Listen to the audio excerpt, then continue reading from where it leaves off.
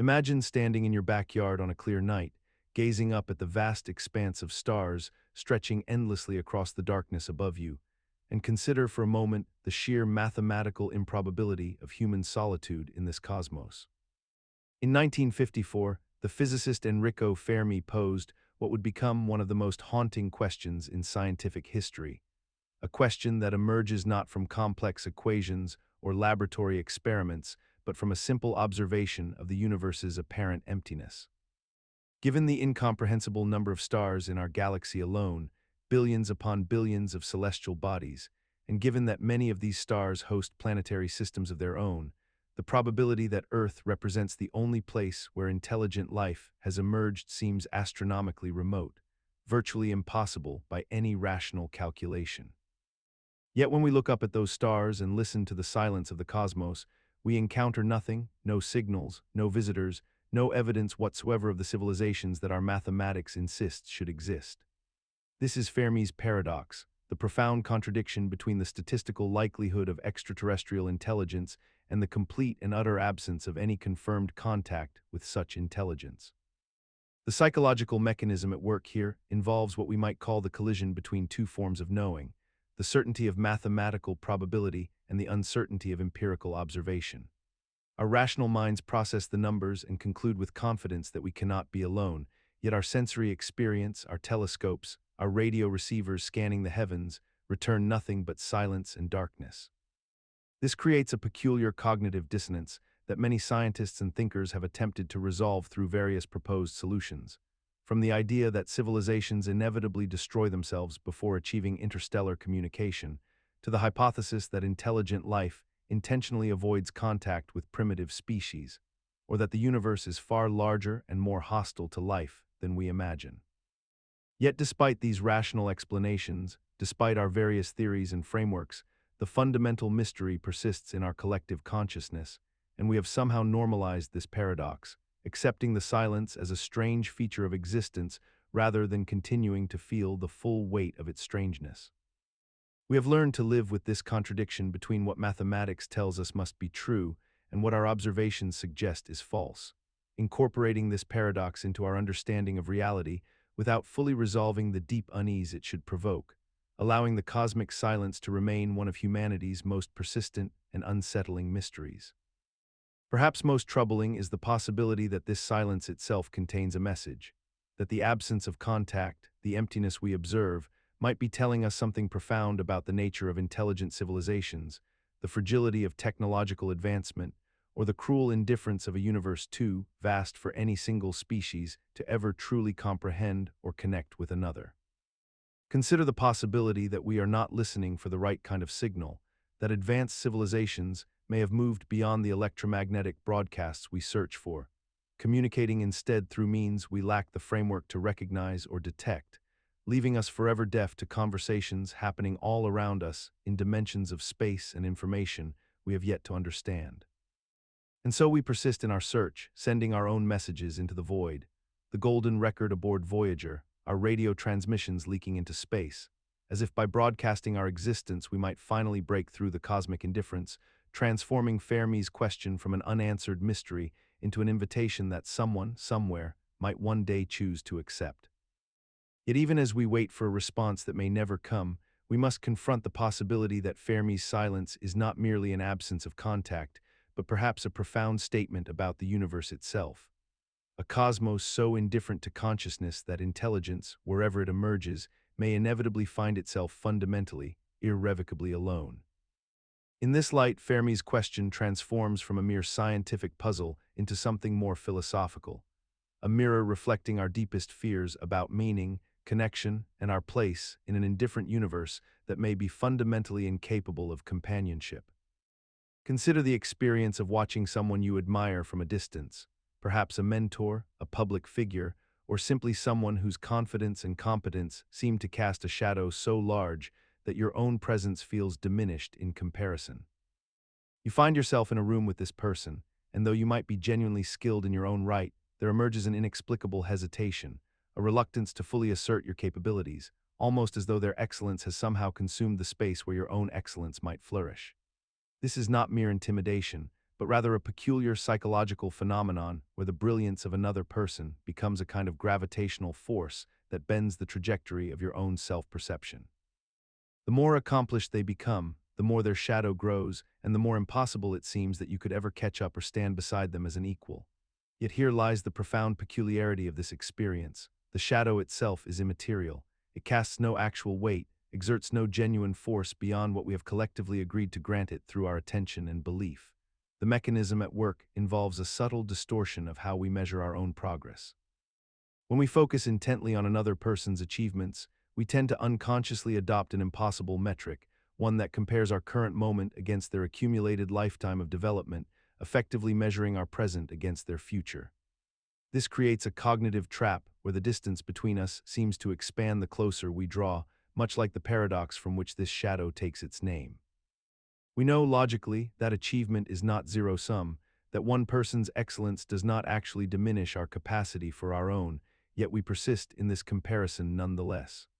What makes this paradox endure despite our intellectual understanding is perhaps the deeply social nature of human consciousness itself.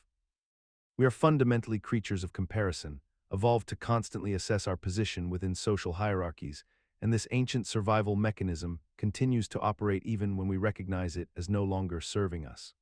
We have normalized this shadow so completely that we rarely question whether the person casting it would even want to occupy such a position in our minds, whether they actively desired to become the obstacle we perceive them to be. Most mentors, if asked, would likely confess that they too once stood in someone else's shadow, equally convinced of their own inadequacy, and that the path forward lay not in waiting for the shadow to shrink, but in learning to cast one of your own, to build something in the space beside them rather than perpetually within it.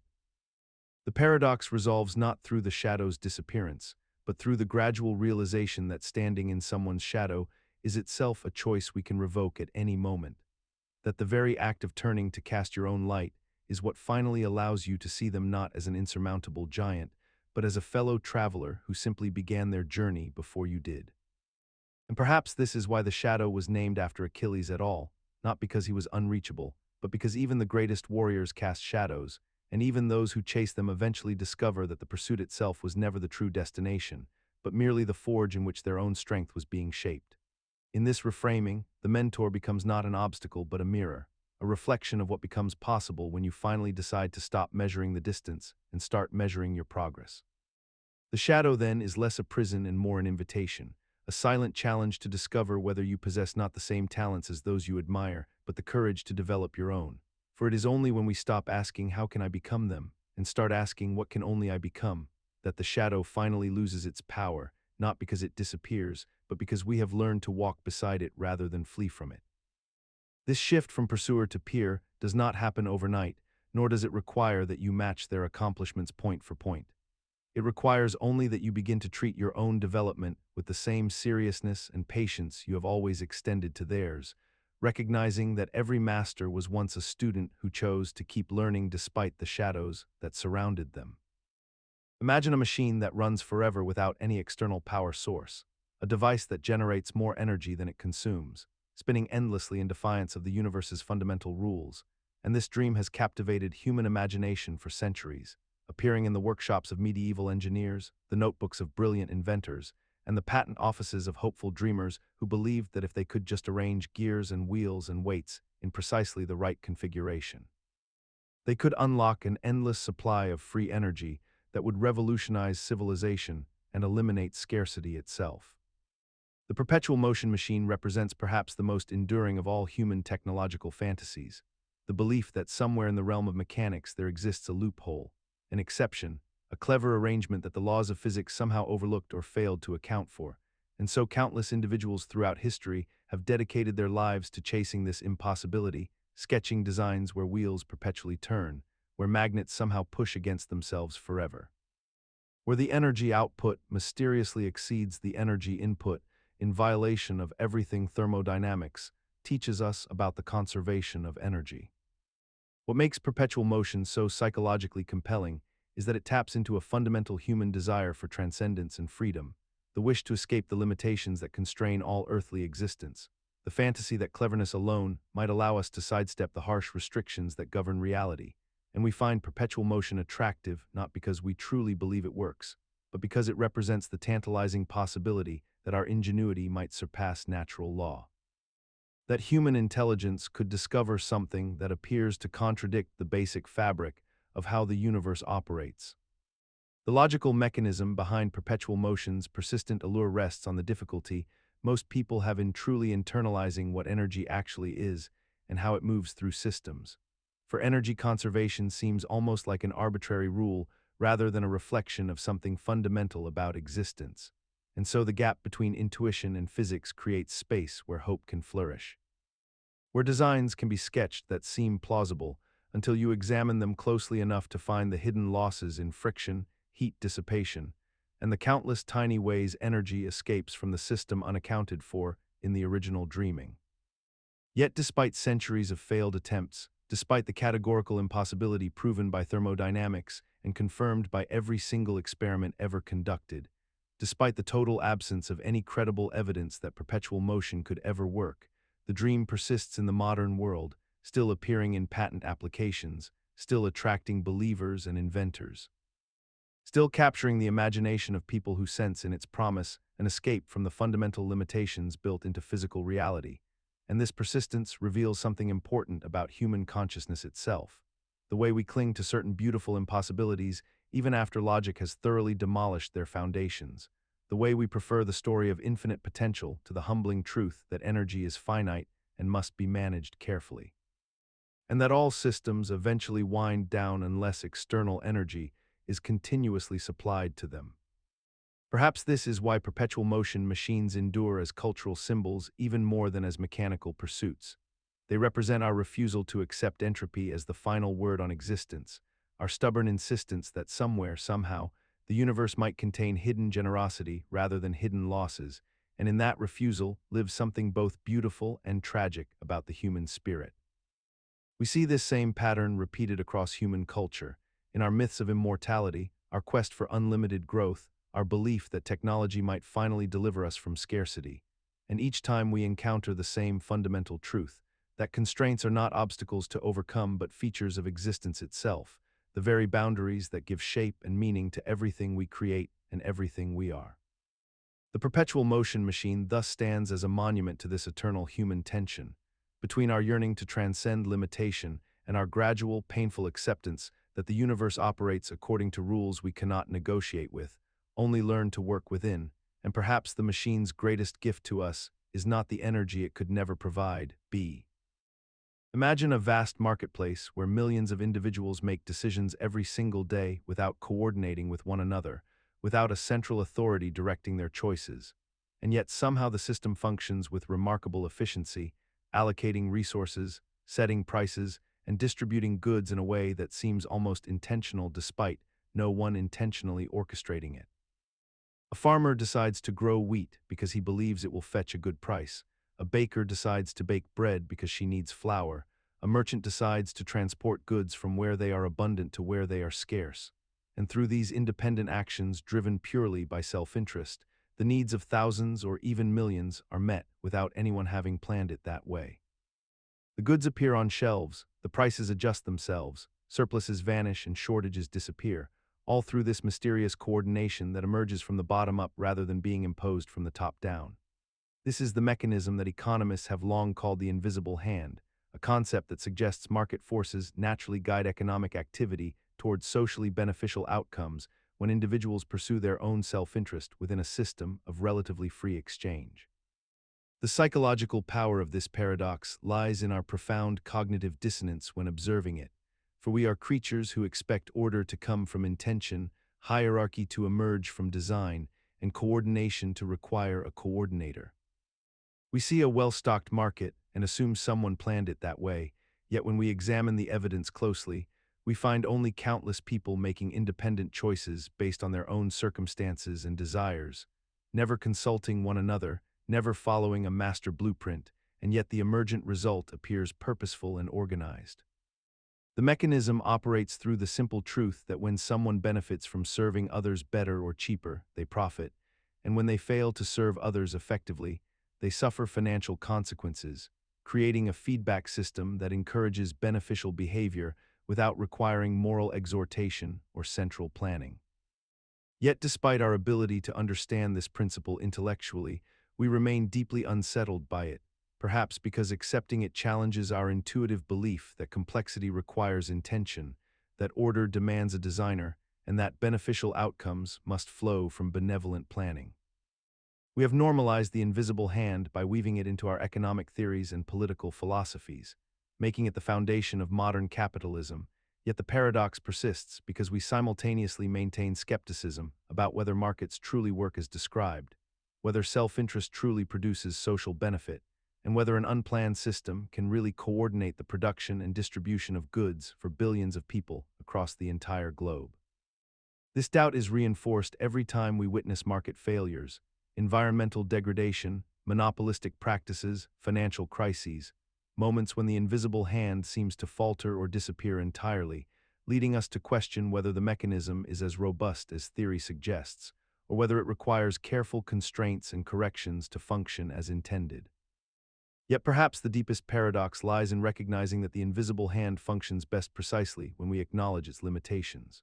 When we implement guardrails against fraud and monopoly, enforce contracts, protect property rights, and maintain the social infrastructure that makes voluntary exchange possible, understanding that the mechanism we celebrate as spontaneous and unplanned actually depends upon deliberate institutional design to prevent its own corruption and collapse.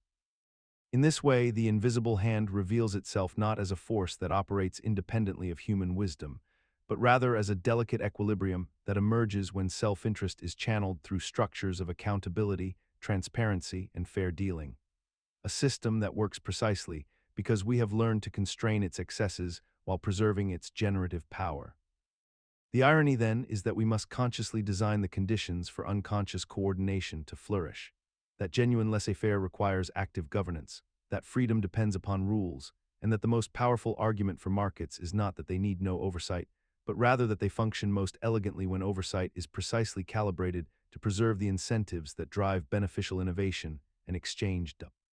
Imagine an object falling into a black hole, crossing that invisible boundary known as the event horizon, a point of no return where even light cannot escape the gravitational pull so intense that it warps the very fabric of spacetime itself. According to classical physics, once this object passes that threshold, all information about its composition, structure, and properties becomes trapped forever behind a veil of darkness, sealed away from the observable universe in what physicists call a singularity, a place where our equations break down and our understanding reaches its absolute limit. The information does not simply become inaccessible. It appears to vanish completely from the cosmos, erased as though it never existed at all, and this creates one of the most profound paradoxes in modern theoretical physics, a contradiction between two foundational pillars of scientific understanding that should not be able to coexist. On one side stands quantum mechanics, the theory that governs the behavior of subatomic particles and insists that information can never be truly destroyed, only scattered and scrambled in ways that might be theoretically recoverable if you possessed enough knowledge and computational power. On the other side stands general relativity, Einstein's elegant description of gravity and spacetime, which permits the existence of black holes that seem to violate this fundamental principle by permanently erasing information from the universe. The psychological mechanism that makes this paradox so compelling lies in our deep intuition that nature should be consistent and reversible, that the universe ought to operate according to rules that do not contradict themselves when examined carefully. We have built our understanding of reality on the assumption that conservation laws apply universally, that energy cannot be created or destroyed, and by extension, that information about the state of the universe should remain in some form even when it becomes hidden or difficult to access. When these two theories collide at the black hole's boundary, we experience an intellectual vertigo, a sense that something fundamental about our comprehension of reality is incomplete or wrong. What persists despite this contradiction is our continued acceptance of both theories in their respective domains, our willingness to use general relativity for understanding gravity and quantum mechanics for understanding particles, while simultaneously acknowledging that they cannot both be entirely correct in their current forms. Physicists have proposed various resolutions, from the idea that information is somehow encoded in the radiation that black holes eventually emit, to the suggestion that black holes themselves are not as permanent as we once believed. Yet none of these solutions has achieved universal acceptance or completely resolved the tension. The paradox endures not because we have ignored it, but because we have learned to live with the uncertainty it represents, treating it as an open problem rather than a fatal flaw in our understanding. Much like previous generations treated other deep mysteries that would later yield to new insights and more complete theories. Perhaps the most humbling aspect of this unresolved paradox is that it has forced physicists to question whether information itself is a more fundamental property of the universe than we initially assumed, suggesting that future breakthroughs may require not just new equations, but an entirely reconceptualized framework for understanding what information means at the deepest level of reality. This reconceptualization might reveal that information is not merely a human construct for organizing knowledge, but rather a fundamental feature of reality itself, woven into the fabric of existence as deeply as space, time, and energy, such that the apparent loss of information at a black hole's event horizon signals not a genuine destruction, but rather a transformation into a form of existence we have not yet learned to recognize or measure. If information proves to be as fundamental as space and time, then the black hole paradox may ultimately reveal not a failure of physics, but rather a limitation in how we have defined the boundaries between what exists and what we can observe, suggesting that the universe operates according to principles of conservation far more subtle and sophisticated than our current mathematics can capture. Imagine the universe as we understand it today, a vast expanse governed by the laws of thermodynamics, expanding outward into an infinite void where entropy increases with every passing moment, and all things eventually decay into disorder and formlessness. Now imagine that within this universe, purely by chance, through an unimaginably rare statistical fluctuation in the quantum foam of empty space, a conscious brain suddenly assembles itself from the void, a fully formed thinking organ complete with neurons and synapses and all the biological machinery necessary for awareness, existing for merely a brief instant before dissolving back into nothingness once more. This is the Boltzmann brain, named after the 19th century physicist Ludwig Boltzmann, who first contemplated the probability of such an occurrence, and it represents one of the deepest and most unsettling paradoxes in all of theoretical physics and cosmology. The mechanism that produces this paradox operates from a straightforward statistical principle that if you wait long enough, if you allow sufficient time to pass in an eternally expanding universe, then every possible arrangement of matter and energy, no matter how improbable, will eventually occur by pure random chance. Given enough time, atoms will randomly coalesce into the precise configuration necessary to form a conscious brain, then scatter again, and this will happen infinitely many times throughout the infinite future.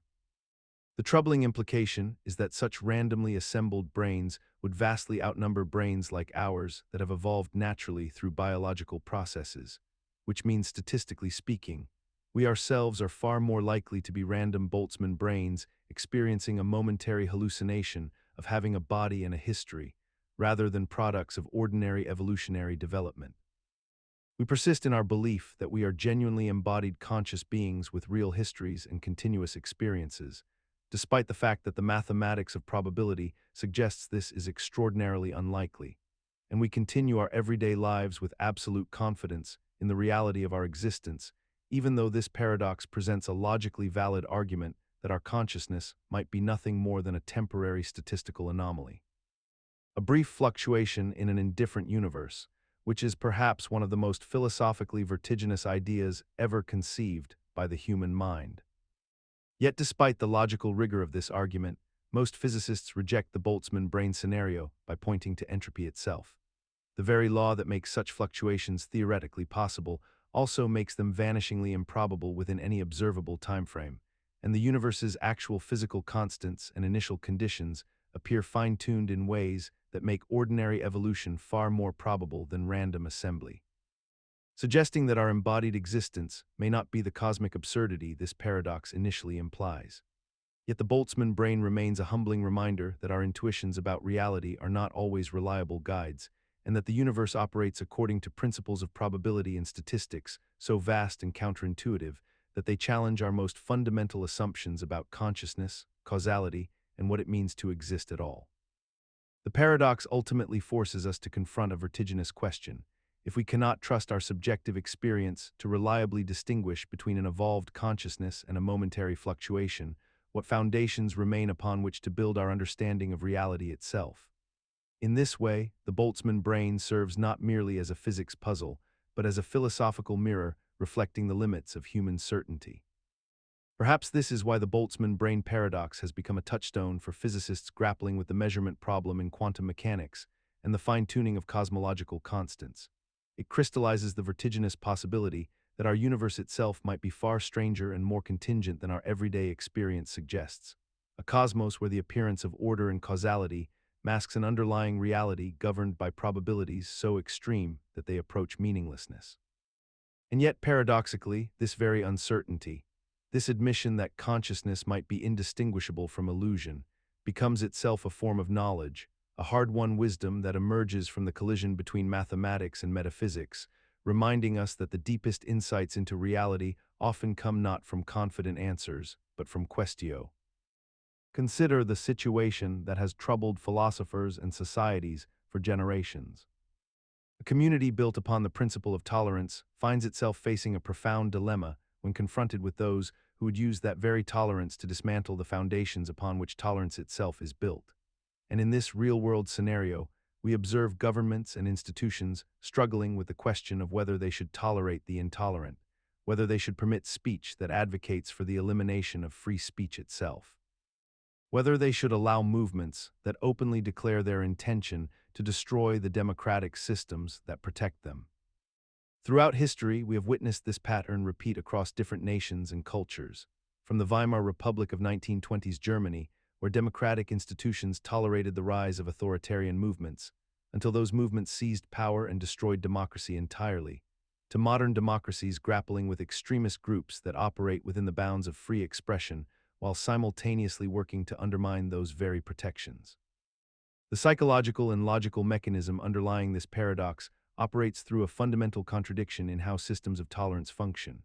Tolerance as a principle assumes a baseline reciprocity, an implicit social contract wherein those who benefit from tolerant societies agree to uphold and respect tolerance for others. Yet when actors deliberately reject this contract and seek to exploit tolerance as a weapon against itself, the system faces an impossible choice.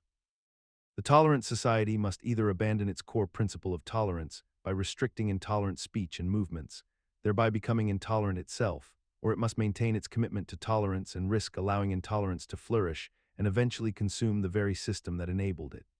This represents a logical bind with no clean resolution, a situation where both action and inaction produce problematic outcomes that seem to violate the society's fundamental values. What remains remarkable is how societies continue to grapple with this paradox even as its structure becomes increasingly clear. How democratic nations persist in trying to navigate this impossible terrain without fully confronting the binary choice it presents, and how we have normalized this state of perpetual tension and uncertainty as simply the cost of maintaining open societies, accepting that perfect consistency may be impossible when building systems meant to accommodate all voices. Yet perhaps this acceptance itself represents a form of wisdom rather than failure, a recognition that the alternative to living within this paradox is not resolution, but rather the authoritarian certainty that comes from abandoning tolerance altogether, and that the very struggle to maintain these tensions may be what ultimately preserves the conditions under which human flourishing becomes possible. In this sense, the paradox of tolerance reveals itself not as a flaw to be fixed, but as a fundamental tension inherent to freedom itself. The price we pay for building societies where dissent, even dangerous dissent, can exist alongside protection for the vulnerable, and where the commitment to dialogue and persuasion must sometimes coexist uncomfortably with the recognition that some ideologies are genuinely incompatible with the survival of the system that birthed them. This tension becomes particularly acute in moments of technological acceleration, where the speed of information spread and network effects allow intolerant movements to organize and radicalize populations faster than tolerant institutions can respond through dialogue and persuasion alone, forcing societies to make increasingly urgent decisions about where the boundaries of tolerance must lie before the system collapses under the weight of its own contradictions. And yet in these moments of urgency, we discover that the paradox itself becomes a tool for clarity. By forcing societies to articulate precisely where tolerance ends and self-preservation begins, It compels us to examine not just which ideologies we will reject, but why we reject them and what values we are ultimately choosing to protect. A process that, while painful and imperfect, may be the only mechanism through which free societies can remain both principled and adaptive. Consider the person who has made a deliberate choice to abstain from eating meat for moral, environmental, or health reasons, yet finds themselves in a situation where they consume animal products almost daily without truly acknowledging the contradiction embedded within their decision. And this paradox exists not because vegetarianism itself is flawed, but rather because the modern food system has become so thoroughly interwoven with animal exploitation that avoiding meat alone creates an incomplete ethical stance that many vegetarians never fully confront. A vegetarian might refuse a chicken breast on principle, citing concerns about animal suffering and slaughter practices, yet will happily consume cheese produced from dairy cows that spend their entire lives in confined spaces, or wear leather shoes derived from cattle hides, or eat eggs from chickens living in cramped conditions. And this selective application of their stated moral framework reveals something deeper about how humans compartmentalize their values. The psychological mechanism at work here involves a phenomenon called moral licensing, where individuals feel they have done enough by making one significant dietary change, and this allows them to avoid scrutinizing the full scope of their choices. And simultaneously, the food industry has made it remarkably easy to be vegetarian without being particularly conscious about it, offering convenient meat substitutes while the broader supply chains remain obscured from view.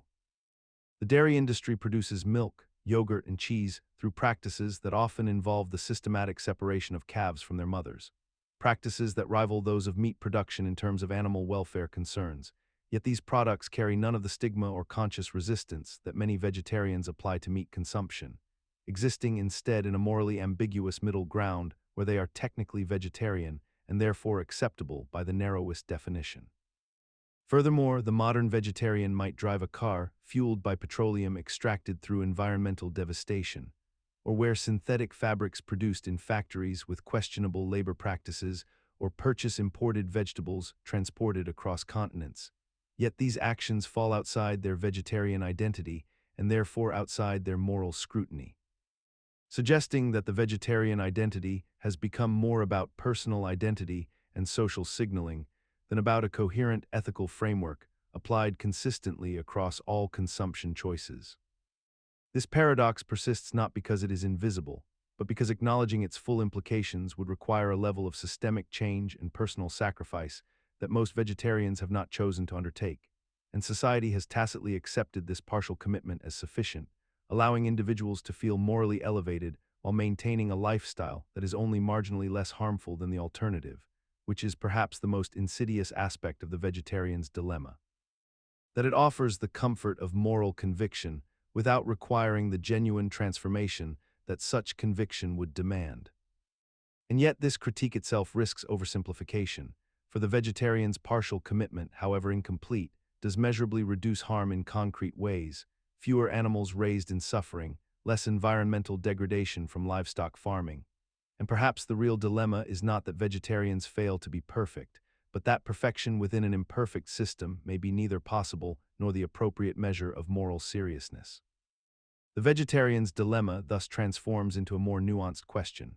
not whether individual choices can achieve perfect ethical purity, but whether incremental progress toward a more conscientious existence has intrinsic value even when complete consistency remains structurally impossible, and whether the awareness of one's own compromises might itself become the foundation for deeper examination rather than a source of paralyzing guilt. In this light, the vegetarian who acknowledges the contradiction between their dairy consumption and their stated ethical concerns, who questions the origins of their clothing and fuel, who recognizes that their choices exist within systems they did not create and cannot wholly escape, may be engaging in a more honest form of moral reasoning than the one who claims consistency. For this person has at least begun the difficult work of examining the gaps between conviction and action, and this examination, however uncomfortable, creates the pose. Imagine yourself standing at one end of a stadium, watching an athlete prepare to run from one end to the other, a simple and seemingly straightforward physical task that humans have accomplished countless times throughout history. The runner takes their position, the signal is given, and they begin to move forward across the vast expanse of the track. Now Zeno of Elea, an ancient Greek philosopher from the 5th century before Christ, asks us to consider something peculiar about this very ordinary event. Before the runner can reach the opposite end of the stadium, they must first reach the halfway point. This much seems obvious and undeniable. But before they can reach that halfway point, they must first traverse half of that distance, and before that they must cover half of that distance, and so on infinitely into the past. This creates what appears to be an infinite regress, an endless chain of halfway points that must be completed before any motion can even begin. The paradox suggests that since an infinite number of distances cannot possibly be traversed in a finite amount of time, the runner should never be able to complete their journey at all, yet we observe with our own eyes that they do exactly that every single day. The logical mechanism underlying this paradox involves a fundamental confusion about the nature of infinity and divisibility. When we divide space infinitely, we create an infinite series of distances, and our intuition rebels against the idea that infinity can fit with infinitude. The mind recoils at the thought that something infinite could be completed, compressed, or contained within the bounded realm of actual physical reality. We tend to think of infinity as something vast and incompletable, something that stretches endlessly beyond our comprehension, so how could a runner possibly overcome it? Yet mathematicians and philosophers have long since resolved this apparent contradiction by recognizing that the infinite series of distances, when properly summed, converges to a finite total. The runner covers half the distance in some amount of time, then half the remaining distance in half that time, and so on, and these ever-diminishing time intervals themselves add up to a finite duration. Despite this logical resolution having been available for centuries, Zeno's stadium continues to captivate our imagination and perplex our understanding, suggesting that something deeper than mere logical confusion persists in our relationship with infinity and motion, perhaps a fundamental unease with the way reality operates at scales both infinitesimally small and cosmically large. Perhaps this unease reveals something profound, that our deepest intuitions about motion and time are not flawed, but rather incomplete, shaped by the limits of human perception, which can never directly apprehend the infinite subdivisions that mathematics so elegantly describes. In this sense, Zeno's paradox endures not as a puzzle to be solved, but as a mirror reflecting the eternal gap between how we experience reality and how reality actually functions beneath the surface of our awareness. And perhaps this is why, even as we intellectually accept the mathematical resolution, we cannot quite shake the feeling that something mysterious occurs when the runner crosses that final invisible threshold,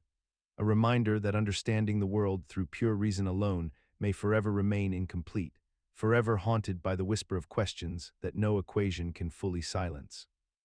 Perhaps this is why physicists today still grapple with the quantum realm, where the observer's act of measurement fundamentally alters reality, suggesting that Zeno's ancient intuition, that something profound shifts in the act of witnessing motion, may have been gesturing toward truths that modern science is only now beginning to articulate. In this light, Zeno's stadium becomes not merely a mathematical curiosity, but a profound philosophical inquiry into the nature of consciousness itself, a question of whether the universe truly exists in the infinite detail that mathematics describes, or whether reality only crystallizes into definite form at the moment of observation, leaving us to wonder if the runner's journey is completed through an infinite regress of hidden steps, or whether infinity itself dissolves the moment we cease to scrutinize it.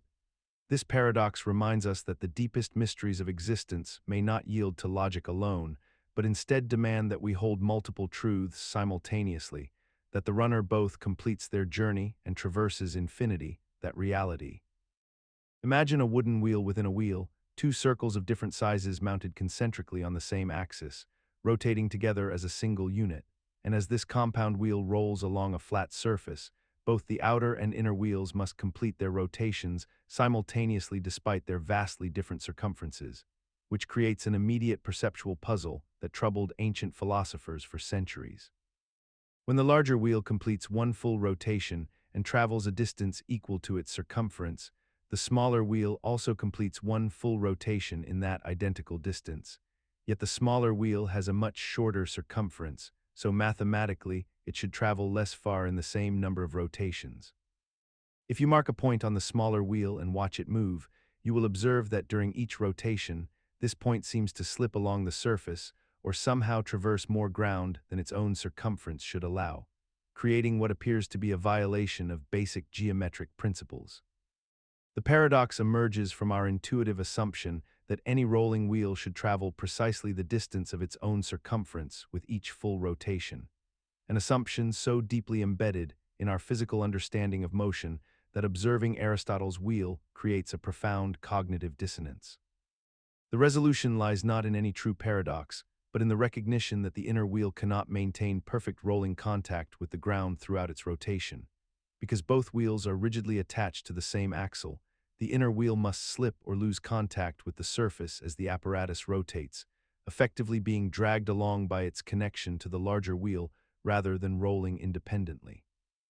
Yet despite our modern understanding of this mechanical truth, there remains something psychologically unsettling about the original observation, a lingering sense that something should not work this way, that the geometry should constrain the motion differently, and this discomfort persists even when we fully comprehend the physics involved, suggesting that certain paradoxes burrow into our cognition not through logical gaps alone, but through the violation of deeply ingrained intuitions about how the physical world should behave. In this way, Aristotle's wheel resembles other famous paradoxes like Zeno's dichotomy. Both reveal that our intuitions about continuous motion and distance are not infallible guides to physical reality, and both demonstrate that the deepest puzzles often arise not from logical contradiction, but from the collision between what our minds expect and what the mathematics of the world actually permits. This recognition that our intuitions can mislead us, that geometry and physics sometimes refuse to align with our expectations, stands as a humbling reminder that understanding the world requires us to question not only our reasoning, but our most fundamental assumptions about motion, distance, and the nature of contact itself. And perhaps this is why Aristotle's wheel has endured for more than 2,000 years, not as a problem awaiting solution, but as a mirror reflecting back our own cognitive limitations, reminding us that the act of truly seeing the world sometimes requires us to first unlearn what we think we already know. In modern physics classrooms, Aristotle's wheel still serves this pedagogical function, not as a problem to solve, but as a gateway into understanding why rigorous mathematical description of the world often contradicts our sensory intuitions, and why the scientists and philosophers who built our understanding of mechanics had to learn, again and again, to trust calculation over instinct. The wheel thus becomes not merely a historical curiosity, but a fundamental teaching tool, a tangible demonstration that the universe operates according to principles we must discover rather than assume, and that the gap between intuition and reality is not a flaw in our thinking, but rather the very space where genuine understanding begins to take root.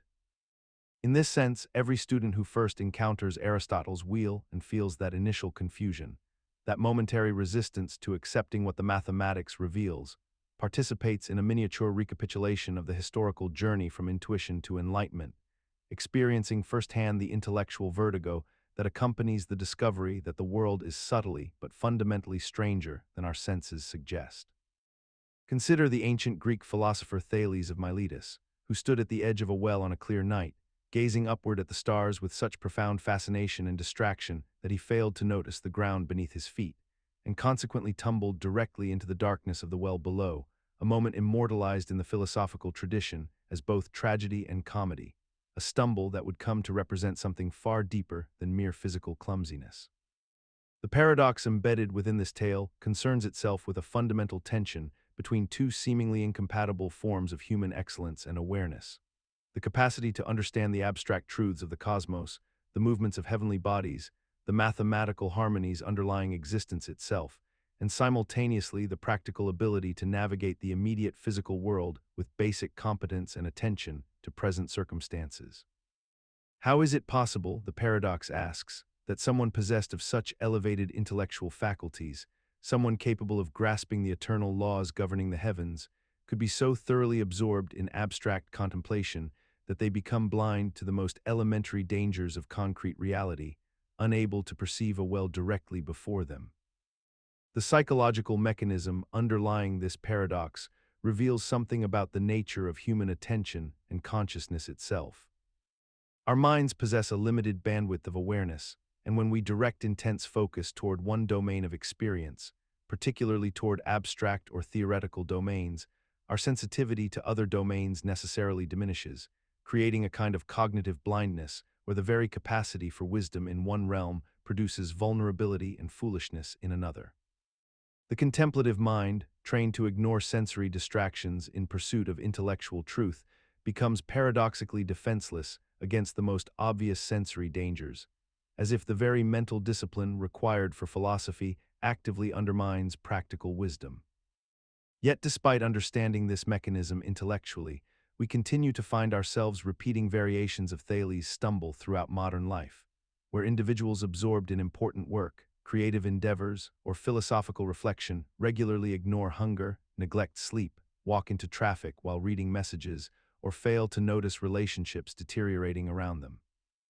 Demonstrating that even our conscious awareness of this paradox fails to prevent us from enacting it repeatedly, suggesting that some tensions between different modes of human excellence may be genuinely irresolvable rather than mere problems awaiting solution. Perhaps the deepest insight Thales' paradox offers is not that we should strive to balance contemplation and practicality, but rather that the very act of pursuing meaningful understanding may necessarily require a kind of acceptable blindness, a willing sacrifice of immediate awareness as the price of accessing truths that transcend the merely present moment. This recognition transforms Thales from a cautionary figure into something more subtle, not a fool who failed to pay attention, but perhaps a necessary archetype of human consciousness itself, someone who demonstrates that the pursuit of wisdom inevitably extracts a cost in the currency of immediate safety and comfort,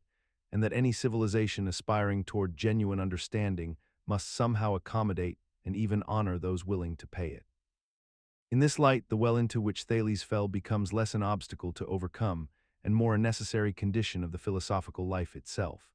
The price paid not despite the pursuit of truth, but because of it, suggesting that civilizations without their Thales figures, those that prioritize safety and practical awareness above all else, may achieve a kind of competent mediocrity while forfeiting the transcendent insights that require us to occasionally stumble in the dark. Yet this paradox ultimately resists neat resolution. We cannot simply choose to be the civilization that stumbles into wells in pursuit of truth, for the well itself remains genuinely dangerous, and Thales might have drowned, suggesting that wisdom consists not in embracing the paradox, but in acknowledging its tragic inevitability, in honoring both the visionary and the practical without pretending we can fully reconcile them. In the 5th century before the Common Era, the Greek mathematician Hippocrates of Chios became fascinated with a peculiar geometric shape known as a lune,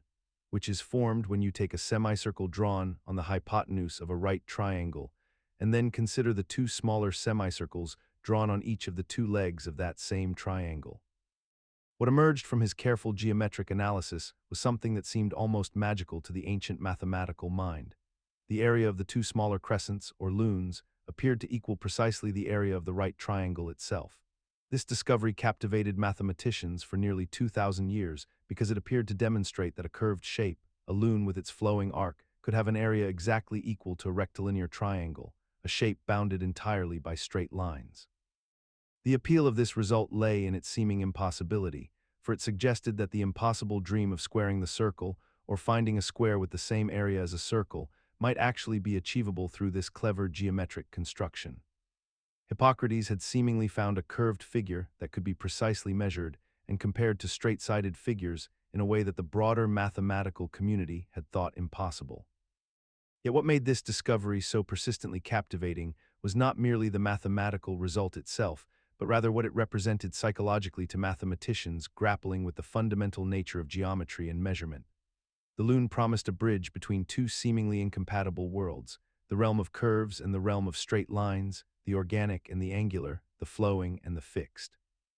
Every mathematician who encountered this problem experienced a profound moment of wonder, a sense that perhaps the universe operated according to principles far more elegant and unified than previously imagined.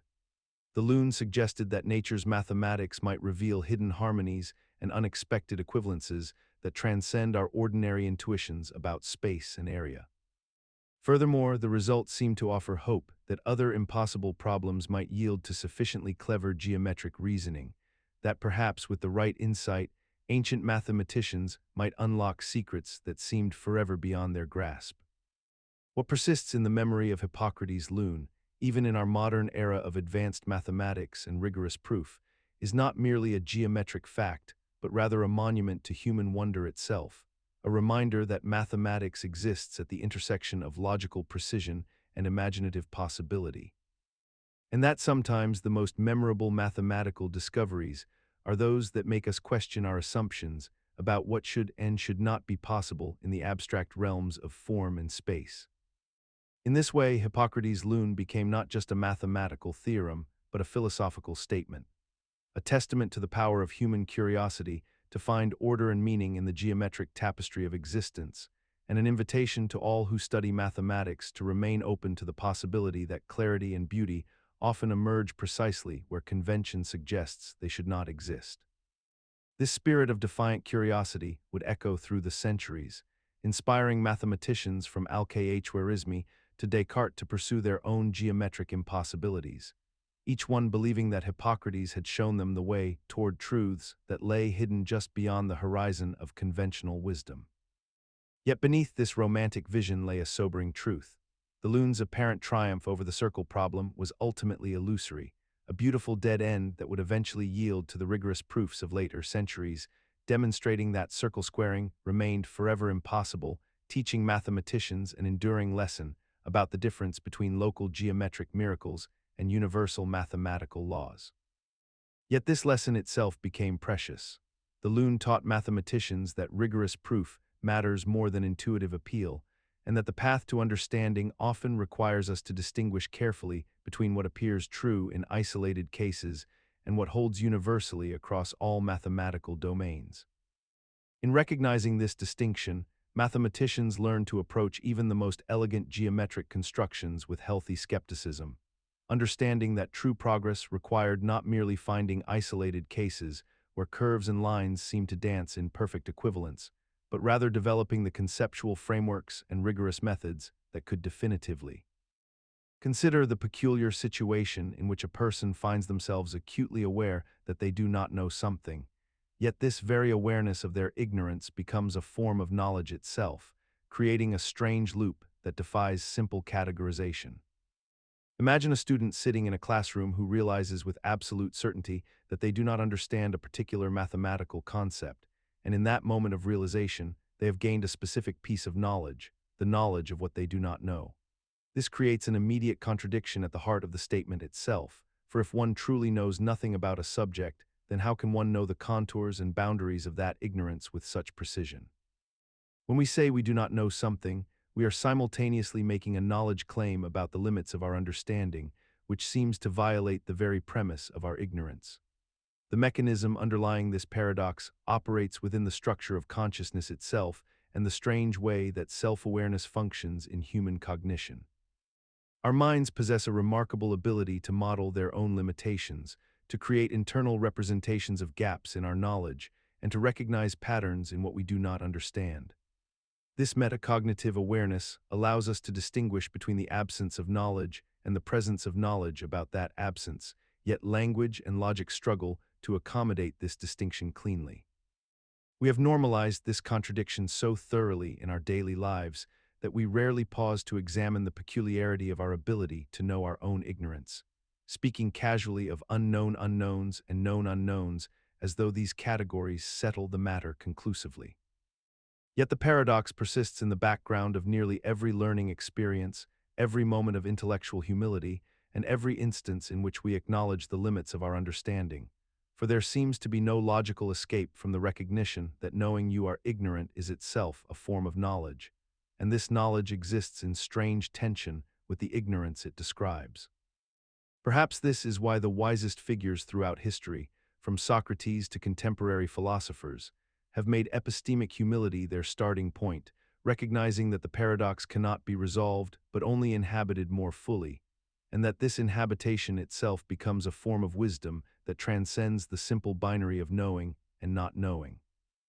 In this light, the paradox reveals itself not as a logical failure, but as an opening, a doorway through which genuine inquiry enters, for it is precisely at the threshold between knowing and not knowing that curiosity finds its most fertile ground, where questions become possible precisely because we have achieved enough clarity to recognize what remains obscured.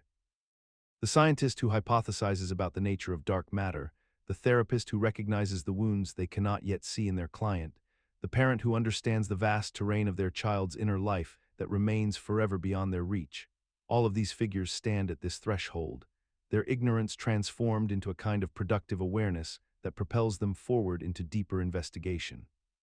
Suggesting that the paradox is not a problem to be solved, but rather the very engine of human understanding itself.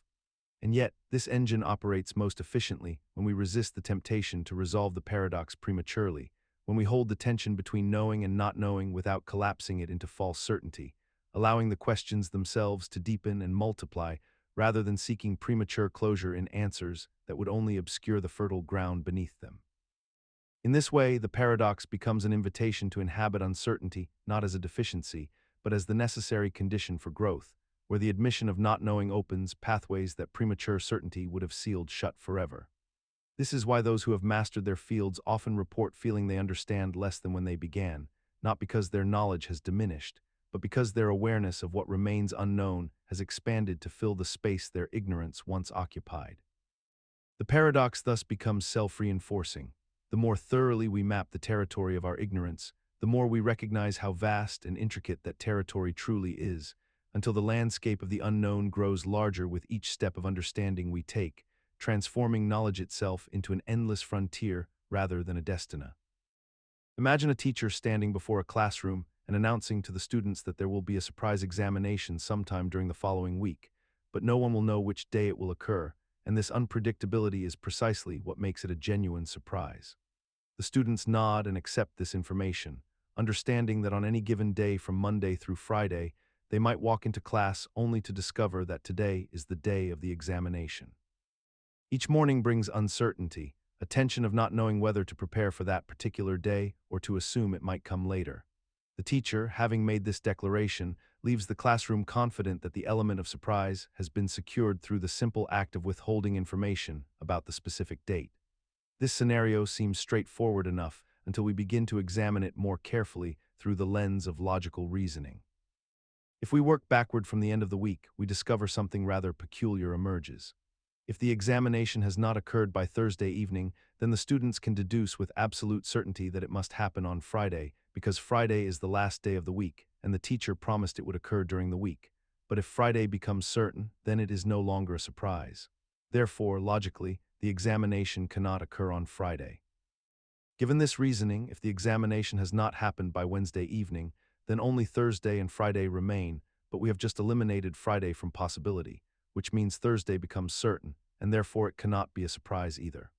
Following this chain of reasoning backward through each day of the week, we arrive at the conclusion that the examination cannot occur on any day while remaining a surprise, and yet the teacher will somehow produce the examination anyway.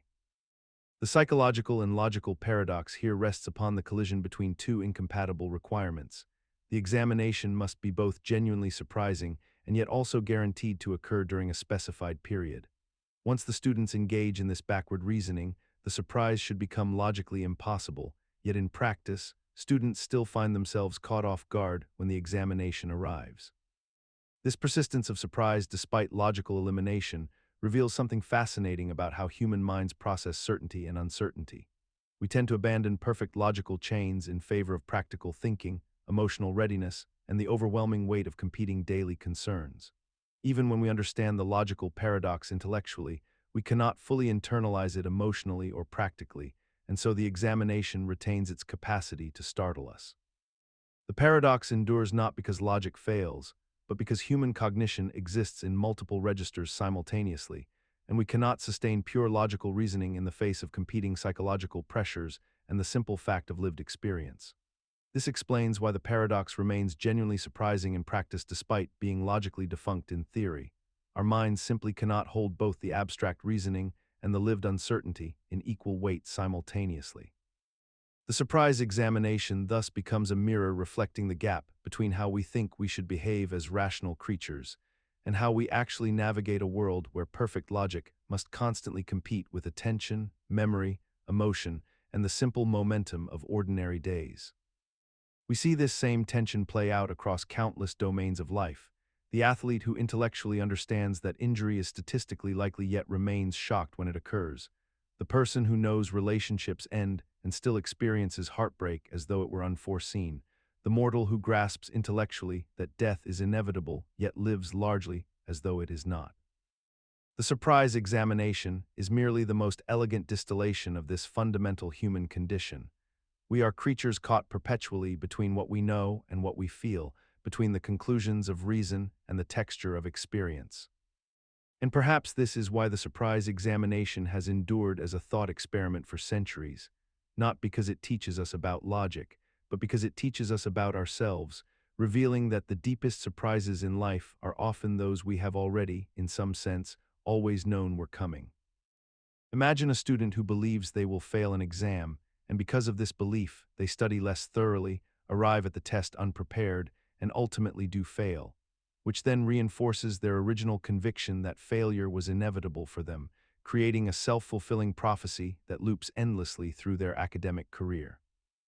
Or consider a person convinced they are socially awkward, who then becomes so anxious in social situations that they actually do behave awkwardly, stumble over their words, avoid eye contact, and withdraw from interactions, which causes others to perceive them as genuinely awkward, thus confirming the belief that started the entire cycle in the first place. This is the predestination loop, a paradox where the belief in a predetermined outcome actively creates the conditions necessary for that outcome to occur, making the prophecy self-fulfilling and seemingly impossible to escape once the cycle begins. The mechanism operates through a fascinating psychological process in which our expectations shape our behavior in subtle and profound ways, influencing the effort we invest, the attention we give, the risks we take, and ultimately the results we achieve, all without our conscious awareness that we are engineering these outcomes ourselves. Our beliefs trigger unconscious behavioral changes that make certain outcomes more likely to manifest. Yet because the outcome does occur exactly as we predicted, we interpret this as evidence that our original prediction was correct and inevitable, never recognizing that we ourselves created the very reality that seemed to confirm our belief. The predestination loop persists because it operates largely outside conscious awareness, hidden beneath layers of rationalization, where we genuinely believe we are passive observers of our fate rather than active architects of our circumstances. We notice that our predictions come true and attribute this to luck, destiny, or the unchangeable nature of our abilities, when in reality we have simply unconsciously engineered the very outcomes we feared or expected. What makes this paradox so insidious is that the moment the loop begins, it becomes nearly impossible to distinguish between genuine limitations and self-imposed ones, because the behavioral changes we make in response to our beliefs feel completely justified and rational at the time, making it extraordinarily difficult to step outside the cycle and recognize that we hold far more power over our destinies than the loop would have us believe. Breaking free from a predestination loop requires the difficult work of questioning our assumptions about ourselves and deliberately acting contrary to our expectations, studying despite self-doubt, speaking up despite social anxiety, not because we suddenly believe we will succeed, but because we recognize that our beliefs are not facts about the world, but rather self-reinforcing stories we have been unconsciously authoring all along. The paradox dissolves not when we achieve instant success, but when we accumulate enough small instances of acting against our beliefs to generate evidence that contradicts the original story. Each act of courage, however modest, becomes a data point that slowly rewrites the narrative we tell ourselves about who we are and what we are capable of becoming. Until one day, perhaps without fanfare or dramatic revelation, the person who once believed they would fail the exam sits down to study and discovers they actually retain the material. The socially anxious individual makes a comment that draws genuine laughter, and in that moment the old story loses its grip, not because the world changed, but because they finally became the author of a different one. And perhaps most profoundly, they realize that the predestination loop was never truly about predicting the future. It was about surrendering authorship of it, ceding control to a story so familiar it felt like truth, when all along the power to write a different ending existed within them, waiting only for the moment they chose to pick up the pen. This realization that we are always already writing our story transforms the predestination loop from a trap into an invitation. The same mechanism that once imprisoned us through unconscious belief now liberates us through conscious choice, revealing that every moment offers us the opportunity to author a new chapter, to test a different hypothesis about ourselves, and to discover that the future has never been as fixed as our fear insisted it was. Imagine a vast intelligence, one so powerful and so perfectly informed that it possesses complete knowledge of the position and momentum of every single particle in the entire universe at this very moment. And imagine further that this intelligence has access to all the laws of physics that govern how these particles will move and interact throughout time, and with such complete information and such perfect understanding of natural law. This intelligence could calculate with absolute precision every event that will ever occur in the future, from the collision of distant galaxies to the exact words you will speak tomorrow to the precise configuration of atoms in your brain as you think your thoughts. And this is the thought experiment proposed by the mathematician and astronomer Pierre-Simon Laplace in 1814, a demon not of evil but of perfect knowledge and calculation, existing as a logical consequence of how we once understood the physical universe to operate under strict deterministic principles. The psychological mechanism underlying this paradox rests upon a peculiar tension between two fundamental human intuitions that seem impossible to reconcile simultaneously. For on one hand, we experience ourselves as free agents making genuine choices that shape our futures. Yet on the other hand, we understand that the universe operates according to mathematical laws that are entirely indifferent to our wishes and desires, and that these laws seem to permit no exceptions and no violations. And so Laplace's demon simply exposes this contradiction by asking whether a sufficiently advanced calculator could in principle predict everything that appears to be freely chosen, therefore suggesting that either freedom is illusory or determinism is false. But neither conclusion feels satisfactory to our intuitions about how the world actually works. What is remarkable about Laplace's demon is that it persists as a conceptual problem even after modern physics fundamentally transformed how we understand the universe. For quantum mechanics introduced genuine indeterminacy and probability into the fabric of reality itself, making certain events theoretically unpredictable even in principle, yet we continue to find ourselves drawn to the paradox and troubled by it. Perhaps because the deeper anxiety it expresses remains unresolved, namely the anxiety that if all our thoughts and choices are ultimately products of prior causes stretching back before our birth, then in what meaningful sense are they truly ours? And this concern survives unchanged, whether the universe is deterministic or probabilistic. And we have come to live with this unresolved tension by simply compartmentalizing our thinking. Accepting both that the universe follows mathematical laws and that we possess genuine agency, without ever fully reconciling these views or acknowledging the profound mystery that lies at their intersection. Perhaps this is the best we can do, to recognize that Laplace's demon represents not a flaw in our understanding, but rather an invitation to sit with the irreducible mystery of consciousness itself, to accept that some questions about freedom and causation may not have answers that satisfy both our logic and our lived experience simultaneously. And yet, perhaps this very inability to resolve the paradox tells us something important, that consciousness and subjective experience occupy a unique category, neither fully explicable by the mathematical description of particles in motion nor entirely separate from it, suggesting that the universe itself may be fundamentally larger and stranger than any single framework, deterministic or probabilistic, can fully capture. In this light, Laplace's demon ceases to be merely a logical puzzle and becomes instead a mirror reflecting back the limits of our explanatory frameworks, a reminder that the most profound mysteries often arise not from gaps in our knowledge, but from the structure of knowledge itself, from the attempt to describe the knower using only the tools designed to describe the known. The ancient philosophers knew this too. They called it the problem of the one and the many, the tension between unity and multiplicity. And perhaps each generation must rediscover for itself that the deepest truths about existence cannot be solved but only inhabited, lived within as a kind of productive uncertainty that keeps both science and philosophy perpetually alive. Imagine you're standing at the edge of a vast woodland at dusk, where the trees grow so densely packed that sunlight struggles to penetrate their canopy, creating an impenetrable darkness that seems to swallow sound itself. And as you peer into this gloom, you feel an overwhelming sense of dread and danger, a conviction that something terrible lurks within those shadows, something that means you harm, something that has been waiting in the darkness specifically for you. This is the fundamental human response to the unknown and the unseen, a reaction so primal that it appears across cultures and throughout history with remarkable consistency. We see it in ancient myths where forests become enchanted realms, where travelers lose themselves and encounter forces beyond human comprehension, in folklore where the woods conceal monsters and malevolent spirits, in fairy tales where children wander off the path and face terrible consequences, and in modern horror narratives where the forest becomes a character itself, indifferent and hostile to human survival. The mechanism behind this fear operates on several levels simultaneously.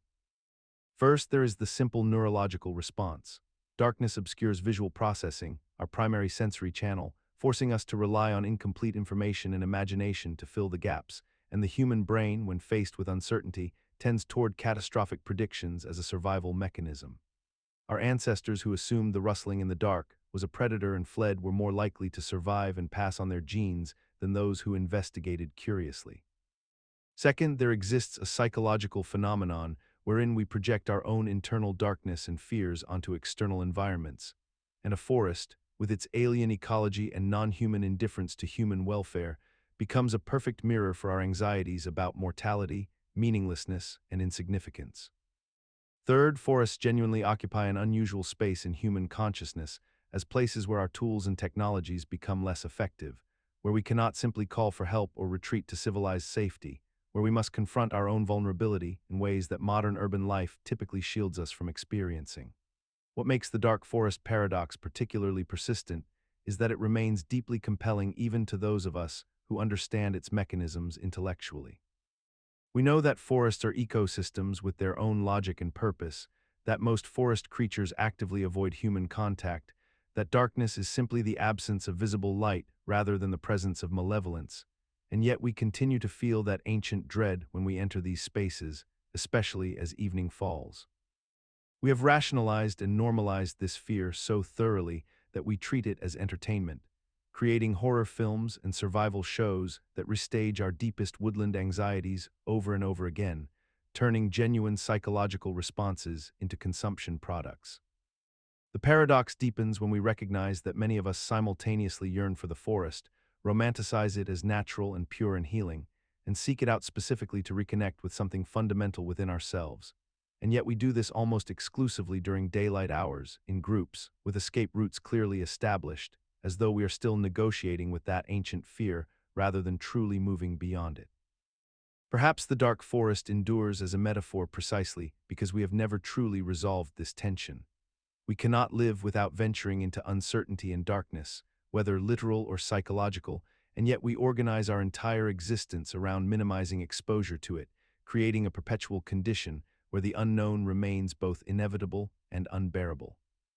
In this way, the dark forest becomes less a description of an actual place than a portrait of the human condition itself,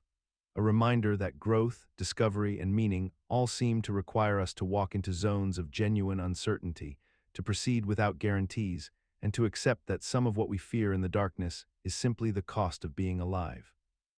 And yet, perhaps this is why we return to the forest again and again, why we tell stories about it, why we cannot seem to exhaust its symbolic power.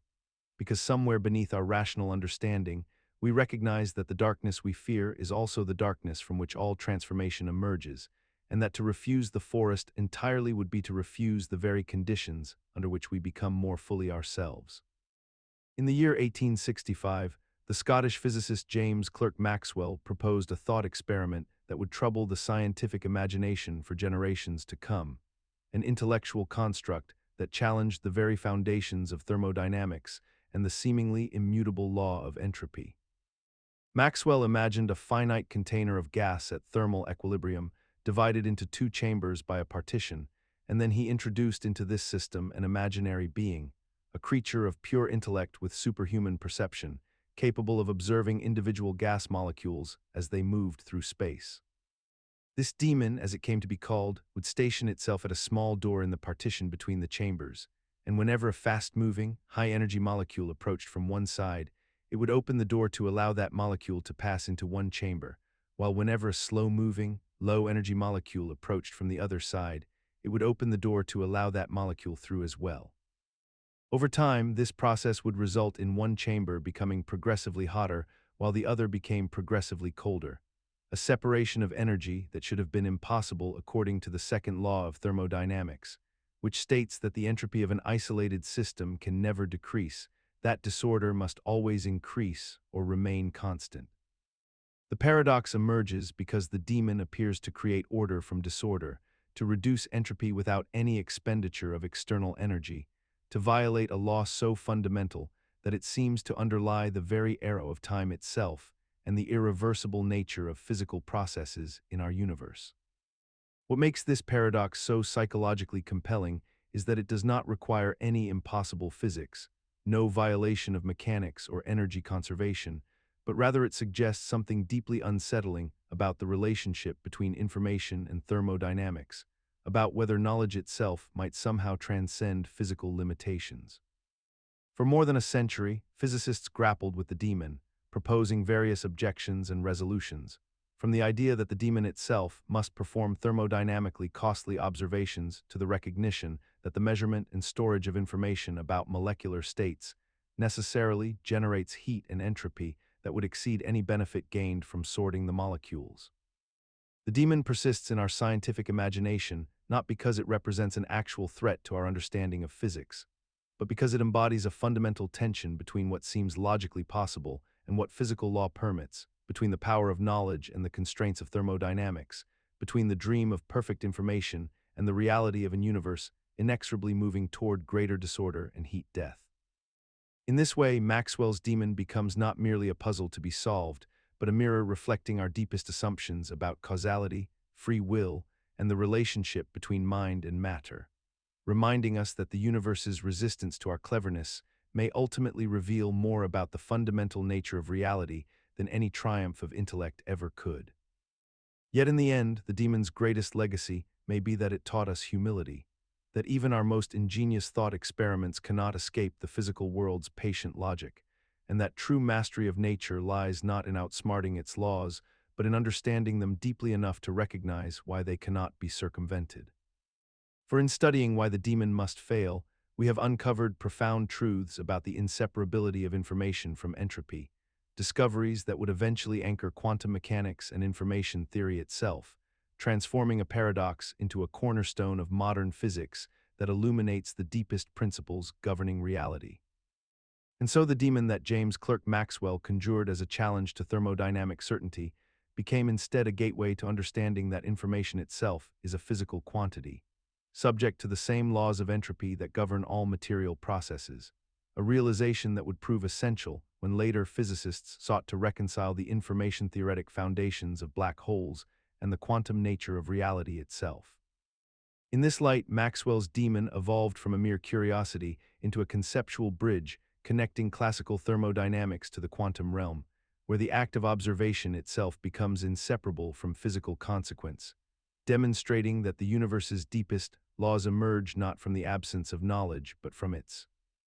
Consider the peculiar experience of watching a room spontaneously organize itself, or observing how a broken cup might reassemble into wholeness, or witnessing how heat might flow from a cold object into a warm one without any external force applied.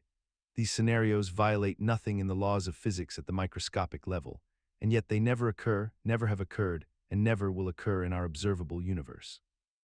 This is the entropy reversal paradox, and it presents us with a curious asymmetry between what the fundamental equations of nature technically permit and what actually transpires in the world we inhabit. The second law of thermodynamics tells us that entropy, a measure of disorder and the dispersal of energy, always increases in isolated systems. Yet if we examine the underlying mathematical framework of physics, the equations governing individual particles are reversible in time, meaning that theoretically, the microscopic world should have no preference for past or future. The paradox emerges from this contradiction. If all particles obey time-reversible laws, why does the macroscopic world we perceive operate exclusively in one temporal direction, forever moving toward greater disorder and never retreating back toward order? The psychological mechanism underlying this paradox stems from our intuitive understanding of probability and possibility, which our minds struggle to reconcile with abstract mathematical principles. We recognize that while entropy reversal is not strictly forbidden by the laws of physics, it becomes so monumentally improbable that we can safely treat it as impossible for all practical purposes.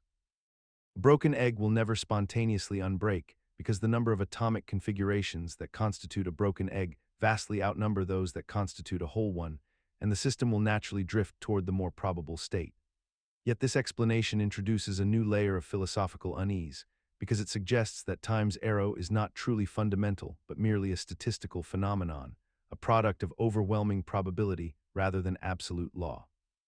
Our minds have normalized this asymmetry so thoroughly that we rarely question it, accepting without resistance that the universe trends inexorably toward disorder, that energy dissipates, that all systems decay, and that the arrow of time points inescapably in one direction. We build our entire understanding of causation and consequence upon this foundation, assuming that cause must precede effect because entropy demands it. Yet the paradox whispers that this necessity might be illusory, grounded not in the deep structure of reality, but in the vast numbers that govern probability. Perhaps this is why the entropy reversal paradox unsettles us so deeply. It suggests that the very foundation of our causal reasoning, the bedrock upon which we construct narratives of how the world works, rests not on immutable law but on statistical inevitability, a distinction that feels trivial in practice, yet profound in principle. And yet this realization carries profound implications. If causation itself is merely a statistical ghost haunted by probability rather than a fundamental law, then the very notion of free will, responsibility, and moral consequence becomes suspect. For how can we hold anyone accountable for actions that are ultimately governed by the same thermodynamic inevitability that governs the cooling of tea or the dissipation of smoke? Perhaps the deepest unease lies not in the physics itself, but in recognizing that we are ourselves thermodynamic systems, bound by the same entropic drift that governs all matter, and thus our sense of agency and moral deliberation may be nothing more than elaborate narratives we construct to make sense of our inevitable decay toward disorder. Yet in this very recognition lies a strange comfort. If we are all subject to the same inexorable thermodynamic law, then perhaps our struggle against entropy, our creation of art, our pursuit of knowledge, our bonds of love, takes on a different significance, not as defiance of physics, but as a temporary, localized reversal of disorder, a brief candle of organization burning against the encroaching darkness. And in that struggle itself, we find meaning that transcends the statistical inevitability that shapes us. In this light, the act of raising a child, building a cathedral, or encoding a message becomes not merely an interruption of entropy, but a defiant assertion of meaning, a localized pocket of order that we consciously maintain, knowing full well that it will even. Imagine you have two containers of gas, separated by a partition, and both containers hold identical gases at identical temperatures and pressures, meaning the molecules are completely indistinguishable from one another in every measurable physical property. When you remove the partition between them, the gases mix together, and according to the second law of thermodynamics, the entropy of the system increases, suggesting that something irreversible has occurred and energy has been lost to disorder. However, if the two gases are truly identical in every way, with absolutely no differences between the molecules in one container and the molecules in the other, then removing the partition should produce no change in entropy whatsoever, because nothing fundamentally different has happened to the system. This is Gibbs Paradox, named after the 19th century physicist Josiah Willard Gibbs, who identified this troubling contradiction between what thermodynamics predicts and what logic suggests should occur. The mechanism underlying this paradox rests upon a subtle but profound distinction between what we can observe and measure in the physical world and what actually constitutes a meaningful change in a system. When we calculate entropy, we rely on counting the number of possible microscopic states that could produce the same macroscopic observation, and when identical gases mix, the number of available states does indeed increase dramatically, because now molecules can occupy positions in either container rather than being restricted to their original space. Yet if the gases are truly identical, switching a molecule from container A to container B produces no observable change, because no experiment could ever detect that a particular molecule has moved across the boundary. The paradox emerges from asking whether entropy should increase based on the objective physical reality of what occurs or based on our subjective ability to distinguish between the before and after states.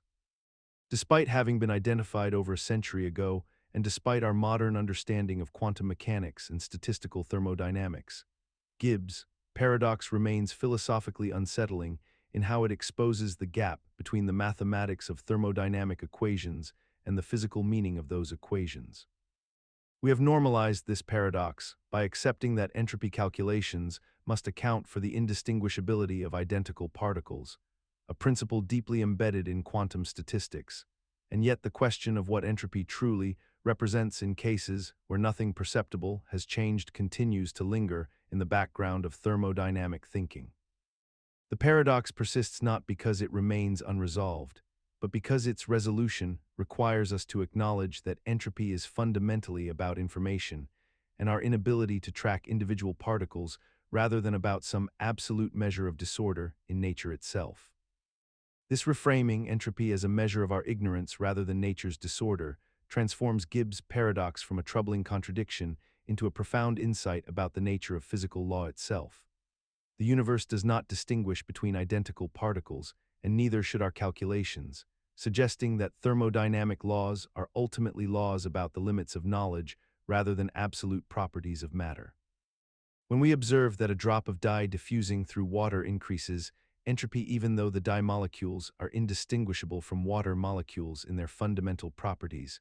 we are not measuring the disorder of nature itself, but rather quantifying the growth of our uncertainty about where any particular molecule might be found. In this light, thermodynamic laws become less descriptions of how matter behaves and more descriptions of how information propagates and degrades in systems too complex for us to track completely.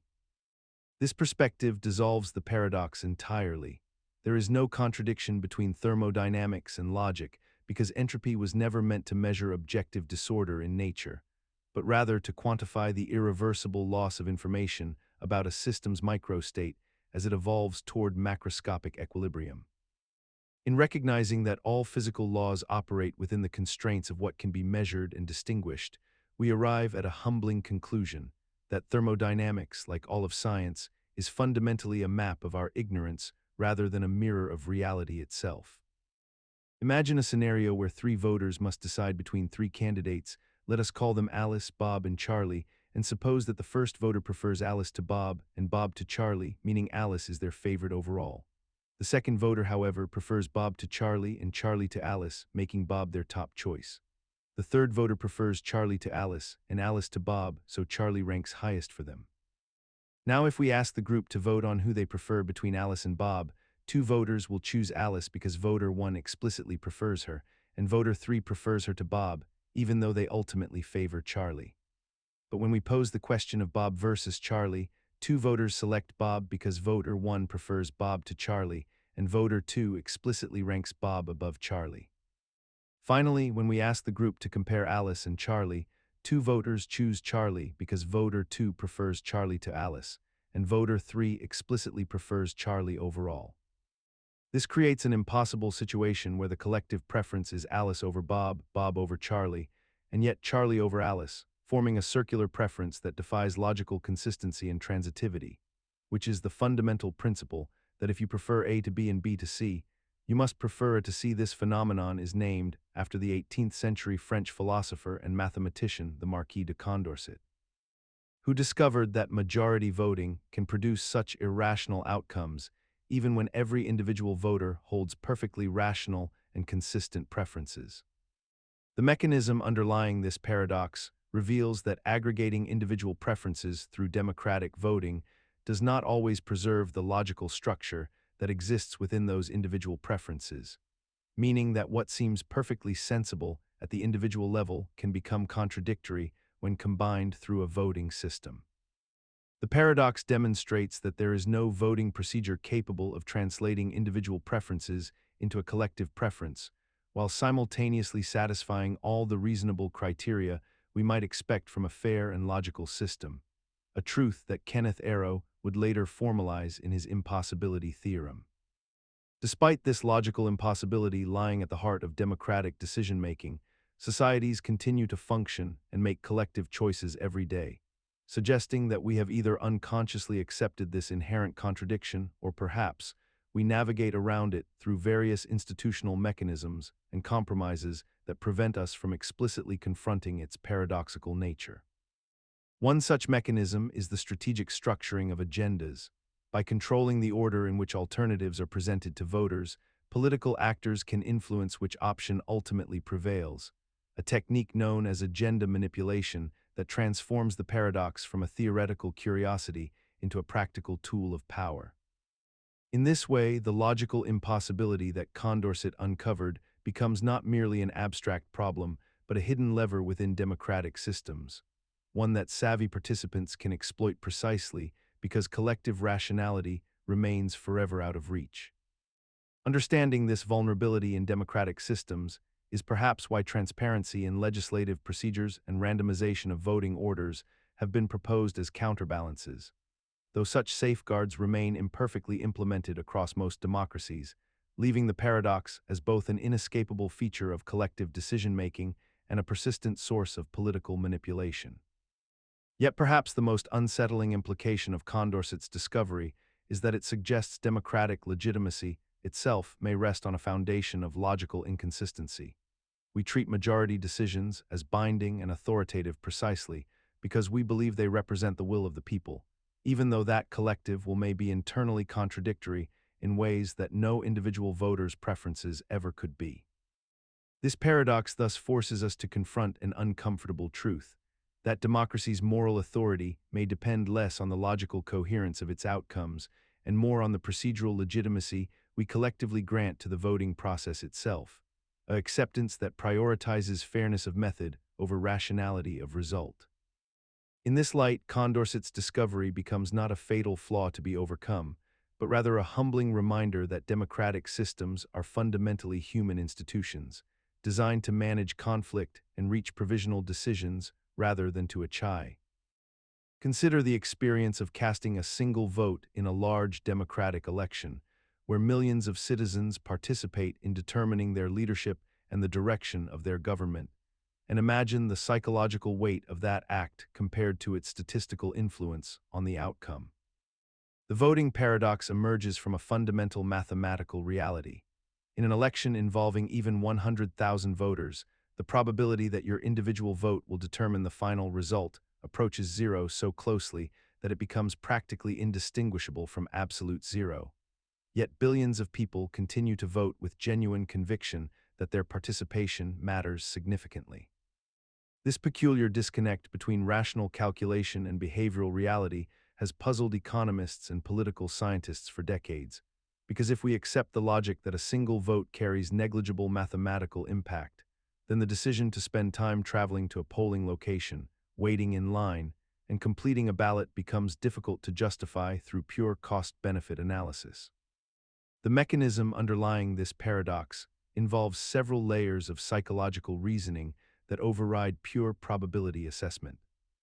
First, people engage in what researchers call psychological scaling, wherein they compartmentalize the statistical insignificance of their individual vote from the collective significance of voting as a social institution,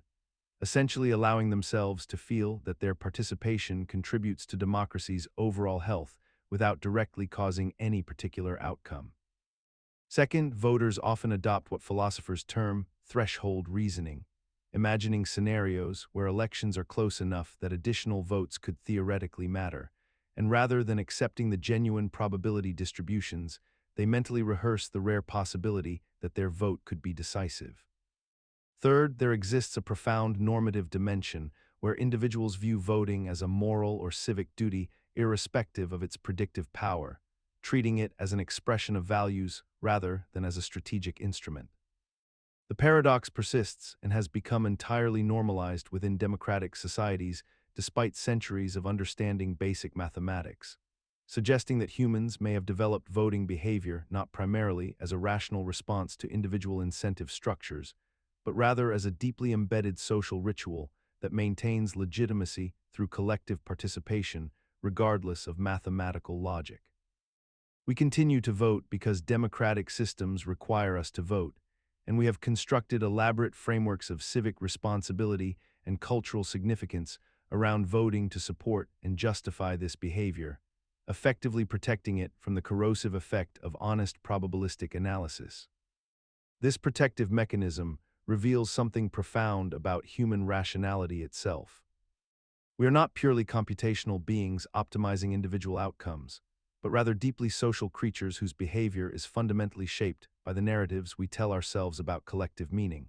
suggesting that the voting paradox dissolves only when we stop asking whether individual votes matter mathematically and start asking what it means for millions of people to coordinate their behavior around a shared fiction of individual agency. In this light, the voting paradox becomes not a logical failure, but rather evidence of humanity's capacity to sustain complex social systems through shared belief. Much as money maintains value through collective confidence rather than intrinsic worth, and democratic governance may ultimately depend less on the mathematical rationality of individual participation than on our willingness to act as though our choices matter even when we suspect they do not. Perhaps the most elegant recognition of this paradox lies in the simple observation that a democracy which explicitly acknowledged the mathematical futility of individual voting would likely collapse into apathy, whereas one that sustains the productive fiction of individual agency through shared ritual and cultural reinforcement creates the conditions for its own stability and legitimacy, making the paradox not a bug in democratic systems, but rather an essential feature. A necessary delusion upon which the entire edifice rests. And yet this necessary delusion remains fragile, vulnerable to the moment when someone articulates the paradox too clearly, forcing citizens to confront the mathematical void beneath their civic participation and risking the unravel. Consider the modern worker who has implemented every productivity system available, from time blocking to task automation, from email filters to calendar management software, yet finds themselves more exhausted than ever before, having spent so much time optimizing the systems themselves that the actual work seems almost incidental to the endless refinement of how that work gets done. This person has fallen into what we might call the optimization trap, a peculiar paradox where the pursuit of maximum efficiency becomes so consuming that it defeats its own purpose entirely, creating a strange recursive loop in which the tools meant to save time and energy begin to demand more time and energy than the original problems they were designed to solve. The mechanism at work here is subtle but pervasive in contemporary life, rooted in a basic human tendency to believe that if something is worth doing, it is worth perfecting, and if perfecting something is possible, then surely perfecting it is obligatory. We see this in the student who spends 3 hours organizing their notes before studying, in the business that implements a new efficiency protocol every quarter only to spend weeks training staff on systems that will be replaced in months, in the person who researches the optimal sleeping position for so long that they sacrifice actual sleep in the process. The psychological appeal is significant because optimization carries the promise of control and mastery, the suggestion that if we only refine our methods sufficiently, we can transcend the limitations that plague ordinary people. And yet this belief ignores a fundamental truth about human existence and resource management. That perfect optimization is not only impossible but actively undesirable, that there is always a point of diminishing returns beyond which additional refinement costs more than it gains. What makes the optimization trap particularly persistent is that it masquerades as virtue, as conscientiousness and self-improvement, and we have constructed entire industries around it, from self-help publishing to productivity software to life coaching, all of which profit from our internalized belief that we have not yet optimized enough. That the solution to our problems lies in trying harder and refining further rather than in accepting satisfactory, rather than perfect outcomes, and reclaiming the time and energy that constant optimization demands. The paradox deepens when we recognize that the most genuinely productive people often succeed not through obsessive refinement, but through a kind of deliberate negligence. The willingness to use systems that are merely adequate, to accept meetings that could have been emails, to let some things remain unoptimized, thereby freeing the mental energy that others have exhausted on perpetual improvement to actually apply toward their core work and meaningful life. This liberation from optimization, paradoxically achieved through accepting imperfection, is itself difficult to optimize for, which may be why so few discover it. The trap's final cruelty is that the escape route requires abandoning the very mindset that made the trap feel like progress in the first place. And so the optimization trap becomes a kind of sophisticated procrastination, a socially acceptable way of deferring genuine engagement with uncertainty and risk by remaining forever absorbed in the mechanics of preparation, where the endless refinement of process serves as a comfortable substitute for the vulnerability that actual meaningful work demands. The person caught in this trap often doesn't recognize it as avoidance at all. They experience their endless system refinement as productive action, a distinction that keeps them perpetually engaged in motion while remaining safely distant from the real stakes of their work, the possibility of failure, criticism, or the simple discovery that they might not be as capable as they've imagined.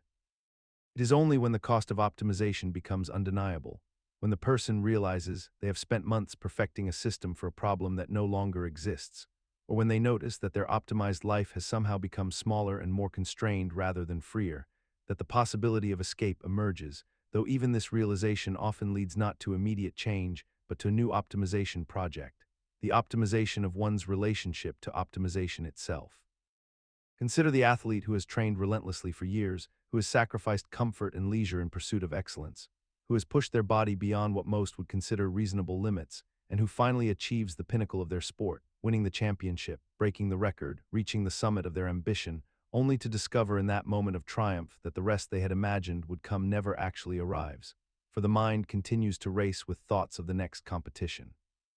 The next challenge, the next opponent who might unseat them, the next standard that must be exceeded, leaving them unable to truly enjoy or settle into the accomplishment they have earned. This is Achilles' Rest, named for the legendary warrior who sought peace and safety in retirement, only to find that the very nature of striving had become so fundamental to his existence that rest itself became impossible, a state of paralysis disguised as inactivity. The psychological mechanism operates through what we might call the momentum of purpose, whereby the constant application of effort and ambition creates neural pathways so deeply grooved that the absence of struggle feels not like relief, but like deprivation. A kind of existential vertigo that emerges when the treadmill finally stops and one realizes they have forgotten how to simply be without doing. We see this reflected in countless modern lives where retirement brings not happiness but depression, where the completion of a major goal precipitates a crisis rather than celebration, where the achievement that was supposed to solve everything instead reveals a hollow space beneath it, and where the rest that was deferred as a reward now appears either impossible or somehow undeserved, a phenomenon so commonplace that we have built entire industries around keeping people perpetually occupied.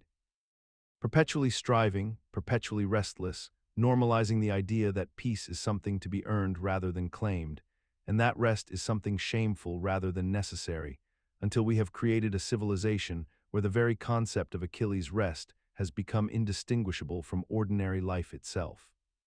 The tragedy deepens when we recognize that this condition is not a personal failing, but a systemic design, one in which the machinery of ambition has become so efficient that it generates its own perpetual fuel, ensuring that those who climb highest are often the least equipped to descend, and that the summit, once reached, reveals only the shadow of the next mountain waiting beyond the horizon. And so the warrior returns from battle not to peace, but to a peculiar form of torment, condemned not by external enemies, but by the architecture of their own striving, discovering too late that the only true rest available to them would require the radical and terrifying act of redefining what it means to be alive in the first place. Yet perhaps the cruelest irony is that this redefinition, should it ever come, often arrives only in the final seasons of life, when the body's deterioration forces what the mind could never voluntarily choose, and by then the years of deferred presence have already been spent, leaving one to rest not in triumph, but in the wreckage of time consumed by the very ambition that was meant to make life meaningful.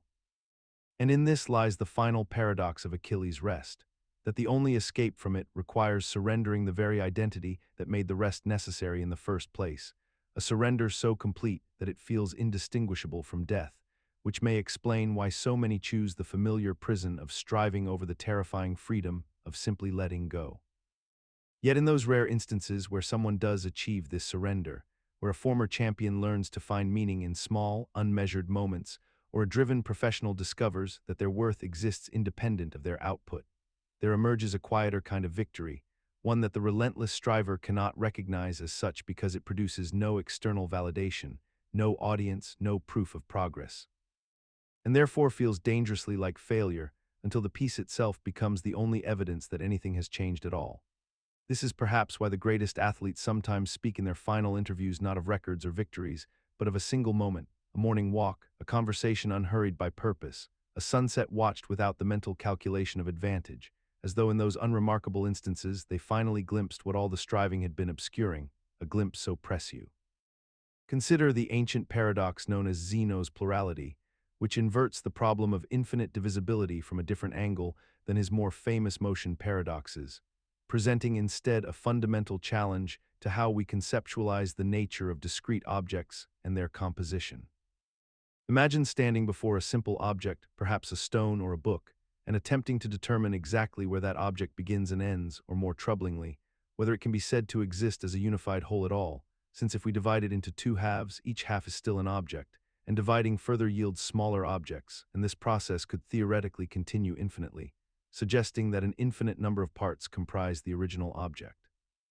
The paradox asks a deceptively simple question. If an object is made of infinitely many parts, how can it have any finite size or weight or existence at all? And furthermore, if those parts are so infinitely numerous, should they not themselves constitute an infinite mass or extent? The psychological mechanism underlying our acceptance of this paradox, despite its logical impossibility, operates through our learned ability to suspend the infinite in practical contexts, effectively compartmentalizing the mathematical reality of infinite divisibility away from our intuitive understanding of objects as unified and complete entities. We have normalized this contradiction by simply never fully committing to either horn of the dilemma in our everyday reasoning, instead treating objects as fundamentally complete units, while simultaneously acknowledging in the abstract that matter itself admits infinite subdivision. Yet we rarely hold both truths simultaneously in conscious contemplation. The physicist and philosopher can describe the quantum foam beneath reality, the divisibility of energy into quanta, the probability clouds of electrons that defy discrete boundaries, yet we still reach out and grasp a coffee cup as a singular, unified thing. And this comfortable compartmentalization persists precisely because the infinite divisibility of matter never manifests consequences in our lived experience. And we have constructed our conceptual frameworks to never force a direct confrontation between the infinite and the finite in practical decision-making. Yet this comfortable distance collapses the moment we attempt genuine precision. Ask a surgeon exactly where a tumor ends and healthy tissue begins, or a conservator whether a restored painting remains the same artwork, and suddenly the infinite divisibility of matter becomes uncomfortably relevant, forcing us to acknowledge that our categories of object and unified thing are pragmatic conventions imposed upon a reality that recognizes no such boundaries. In this light, Zeno's plurality reveals itself not as a logical refutation of objects, but as an exposure of the arbitrary line we draw between the mathematical structure of reality and our practical need to navigate it, reminding us that every unified thing we encounter is less a discovered fundamental unit of existence than a convenient fiction we maintain through selective attention, one that breaks down precisely at the boundaries where precision matters most. Perhaps this explains why we instinctively resist the question, what is this object really? And instead ask, what can this object do? For in shifting from ontology to function, we sidestep the infinite divisibility problem entirely, treating objects not as metaphysical entities with precise boundaries, but as stable patterns of behavior that persist across scales of division, a pragmatic escape route that acknowledges Zeno's insight while refusing to be paralyzed by it. And yet this functional approach, while pragmatically useful, ultimately begs the question rather than answers it. For when we ask what a coffee cup does, we are still presupposing that cup refers to something real enough to perform actions, leaving Zeno's challenge to our notion of identity and boundaries not resolved, but merely deferred, awaiting the moment when function alone proves insufficient to guide us through the thicket of infinite divisibility. That moment arrives when we confront questions of identity persistence. If we gradually replace every component of a ship, is it still the same ship? And if we reassemble the discarded planks into a second vessel, which one deserves the original's name? A puzzle that reveals how our functional definitions, too, depend on invisible metaphysical commitments we have never made explicit, suggesting that Zeno's plurality is not TR. In Plato's Republic, the philosopher describes a fictional myth that a state's rulers might deliberately construct and propagate to maintain social order and stability among the population, a concept he calls the noble lie, and this idea has haunted political philosophy and governance for millennia because it presents us with a fundamental tension between truth and utility that seems impossible to resolve. The noble lie, according to Plato's formulation, would tell citizens that they are born with metals in their souls, gold for the ruling class of philosophers, silver for soldiers and guardians, and bronze and iron for farmers and artisans. And this mythological stratification would justify the existing social hierarchy as natural, divinely ordained, and immutable rather than as a product of human construction and political decision-making. In the real world, we encounter versions of this noble lie constantly throughout human civilization, where those in positions of authority knowingly propagate stories, narratives, and mythologies that they understand to be false or substantially misleading, because they believe these falsehoods serve a greater collective good, or at least maintain the stability that allows society to function. Governments tell citizens that national symbols possess transcendent significance and that the borders drawn on maps represent eternal truths rather than arbitrary historical accidents born from conquest and negotiation. Religions construct cosmological narratives that believers accept not primarily through evidence, but through faith and cultural inheritance. Institutions maintain origin stories that elide inconvenient truths about their founding and purpose. And even families perpetuate myths about themselves that members unconsciously collaborate in preserving, because the myths feel more emotionally true than the complex, contradictory reality beneath them. The psychological mechanism that enables the noble lie to function operates on the understanding that human beings require narrative coherence and meaning-making to maintain psychological stability and social cohesion. And that simple, compelling stories about why society is organized the way it is prove far more motivating and stabilizing than truthful accounts of historical accident, compromise, power relations, and moral ambiguity.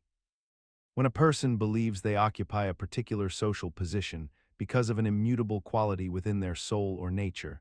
they experience greater acceptance of their circumstances than they would if they understood their position as contingent, arbitrary, or the result of someone else's deliberate choices. And this psychological acceptance becomes a form of social glue that prevents the constant friction and conflict that would arise if everyone openly acknowledged that existing hierarchies were human constructions that could theoretically be reconstructed. The noble lie also operates by appealing to our desire to believe in something larger than ourselves, some transcendent principle or natural order that justifies our society's particular arrangement of power and resources. And this desire proves so psychologically compelling that people often actively resist evidence that contradicts the noble lie, because accepting the contradiction would force them to confront the unsettling emptiness beneath their worldview. What makes Plato's noble lie particularly paradoxical and unsettling is that it seems to persist despite our cultural commitment to truth and rationality,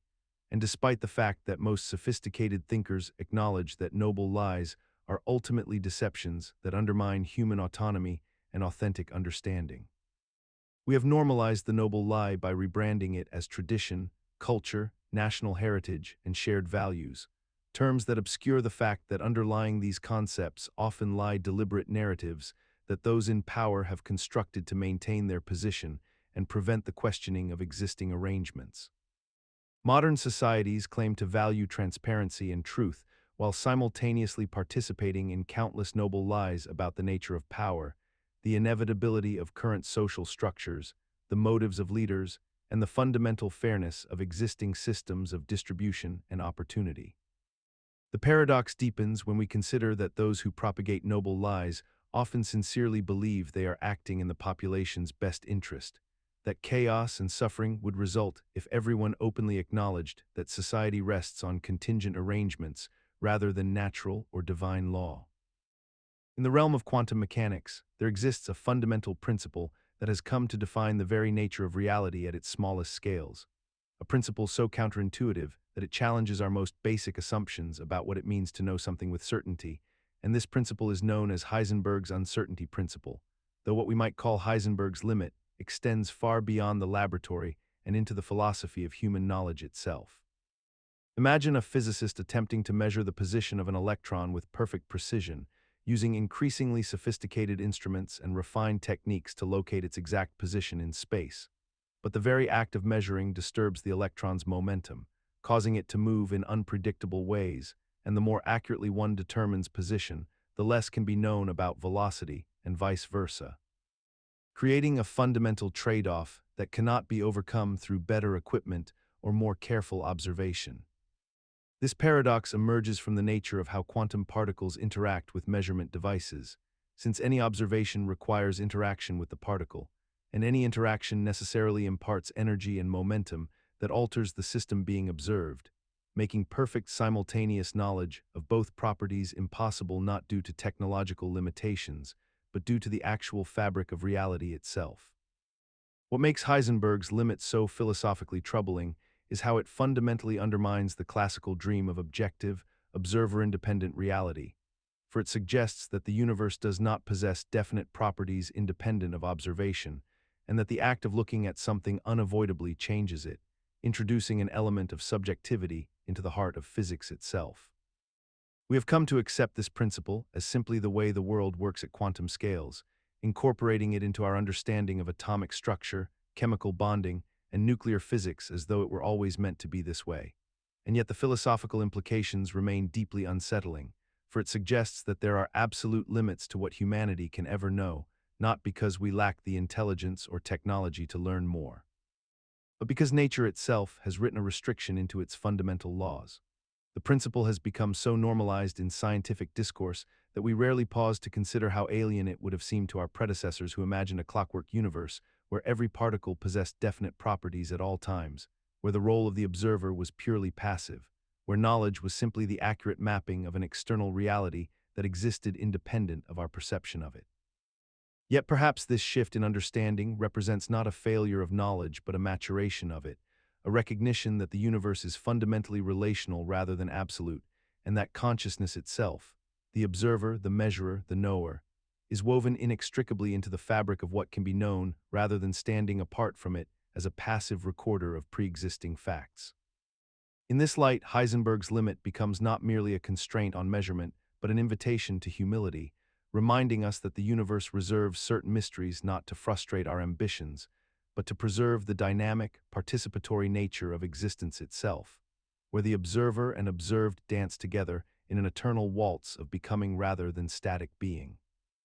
And in accepting this dance, we find ourselves not diminished but enlarged, freed from the impossible burden of omniscience, invited instead into a universe where meaning emerges through genuine encounter, where the very act of paying attention shapes what we discover, and where the limits of knowledge become paradoxically the foundation upon which authentic understanding can build.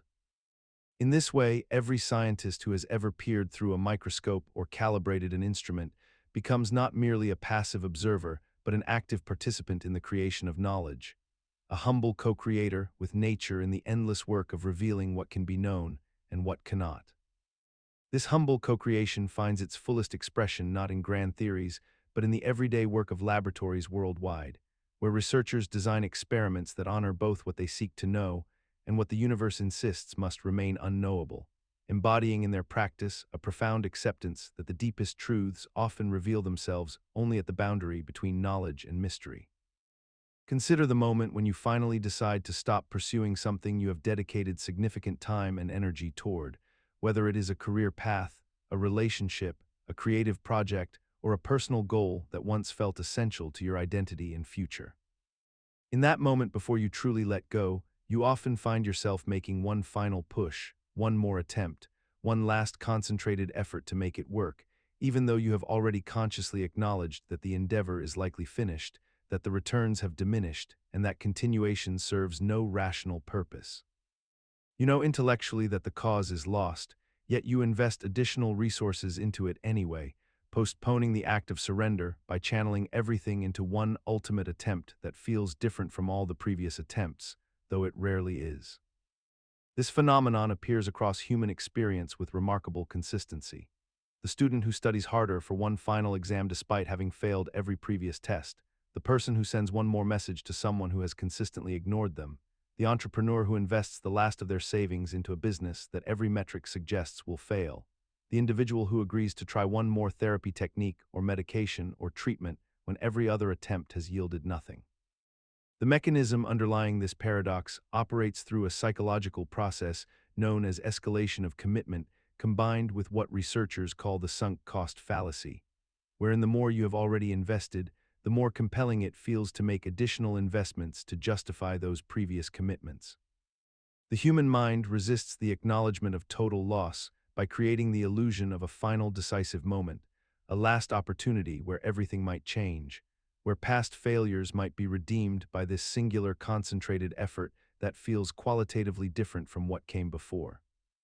Yet the paradox deepens when we examine that this final attempt almost never becomes truly final. Instead, it merely extends the process, for when the last cause inevitably fails to produce the desired outcome, we simply redefine what constitutes the true last attempt, generating another final push, another ultimate effort, an infinite regression of last causes that never quite conclude. We have normalized this pattern so thoroughly into human behavior that we rarely question it, treating the final attempt as not merely rational but morally necessary, as though failing to make one last push represents a character flaw or lack of commitment, when in reality it often represents only a prolonged negotiation with our own inevitable acceptance of loss. The paradox resolves only when we recognize that accepting loss does not require a final attempt to justify it, and that the courage to stop, truly stop, without the performance of one more effort, may itself be the most honest acknowledgement of both our limitations and our capacity to survive what we cannot fix. This recognition arrives not as defeat but as a form of clarity, the understanding that some things are meant to be released rather than resolved, and that the deepest form of commitment sometimes manifests not in endless pursuit, but in the quiet decision to let go and redirect that fierce protective energy toward what remains alive and worthy of our presence. When you finally reach this point, when you stop rehearsing arguments for why you should continue and instead ask yourself what you would do if you were already free, you often discover that the life you have been protecting through endless last attempts was already gone, replaced long ago by the struggle itself. And that release opens a space where genuine newness becomes possible rather than merely the recycled hope of resurrection. In this space, you may finally grieve what you have lost not as failure, but as simple ending, discovering that the energy once consumed by justification can be redirected toward building something new,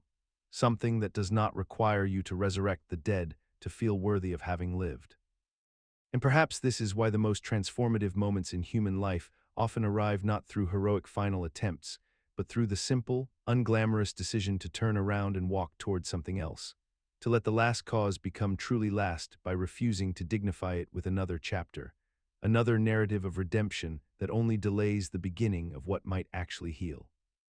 Consider the moment a scientist enters a laboratory to measure the behavior of subatomic particles, armed with instruments designed to detect their position and momentum, only to discover that the very act of observation fundamentally alters the results, causing particles to behave differently than they would have behaved in the absence of measurement, as though the universe itself were somehow aware of being watched and responded by changing its nature in response to that attention.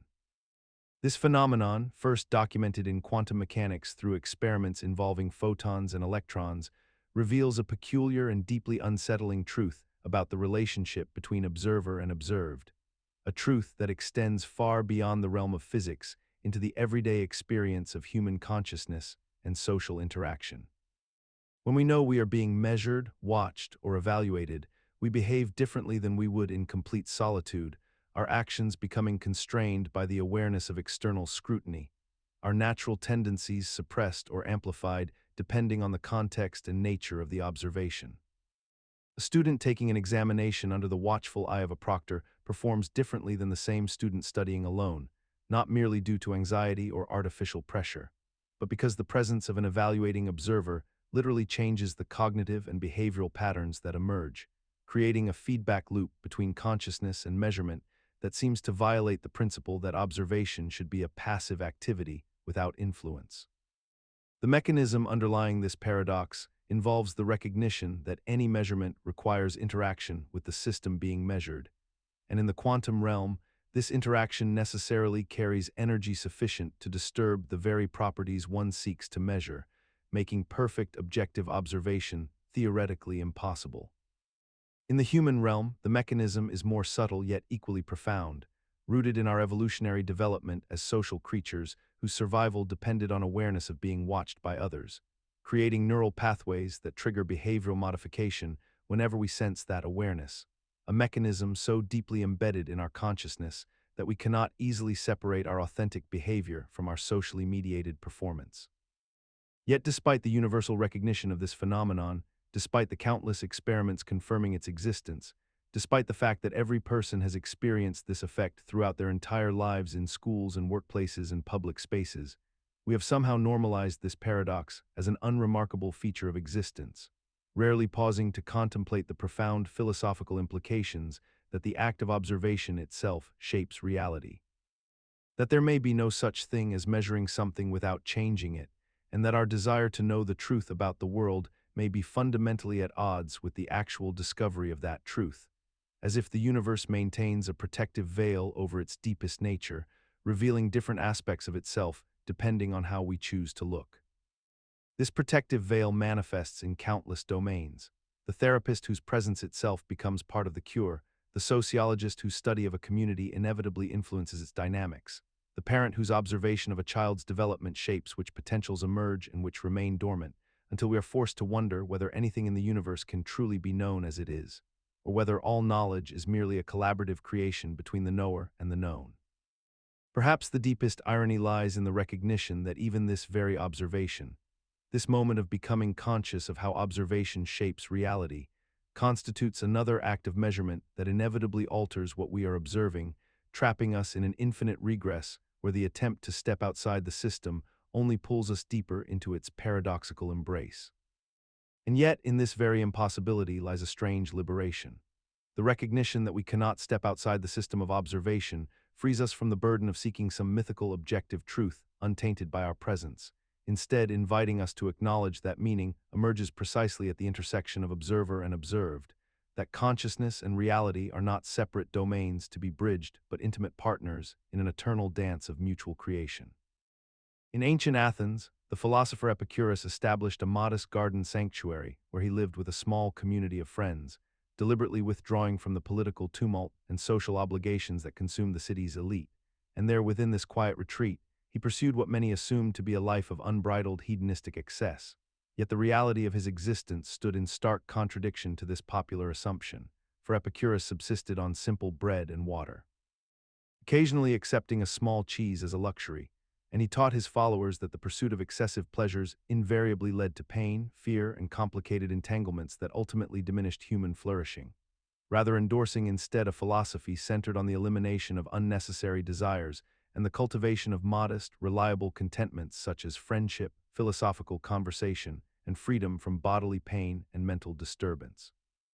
The mechanism underlying this profound contradiction between reputation and reality emerges from a fundamental human tendency to project our own assumptions onto the words and actions of others. For when Epicurus spoke of pursuing pleasure as the highest good, his listeners and subsequent commentators reinterpreted his meaning through the lens of their own unexamined desires, transforming his measured advocacy for simple living into an imagined endorsement of sybaritic excess. And this misreading became so entrenched in the cultural consciousness that the very word Epicureanism came to signify the opposite of what the man himself practiced and believed.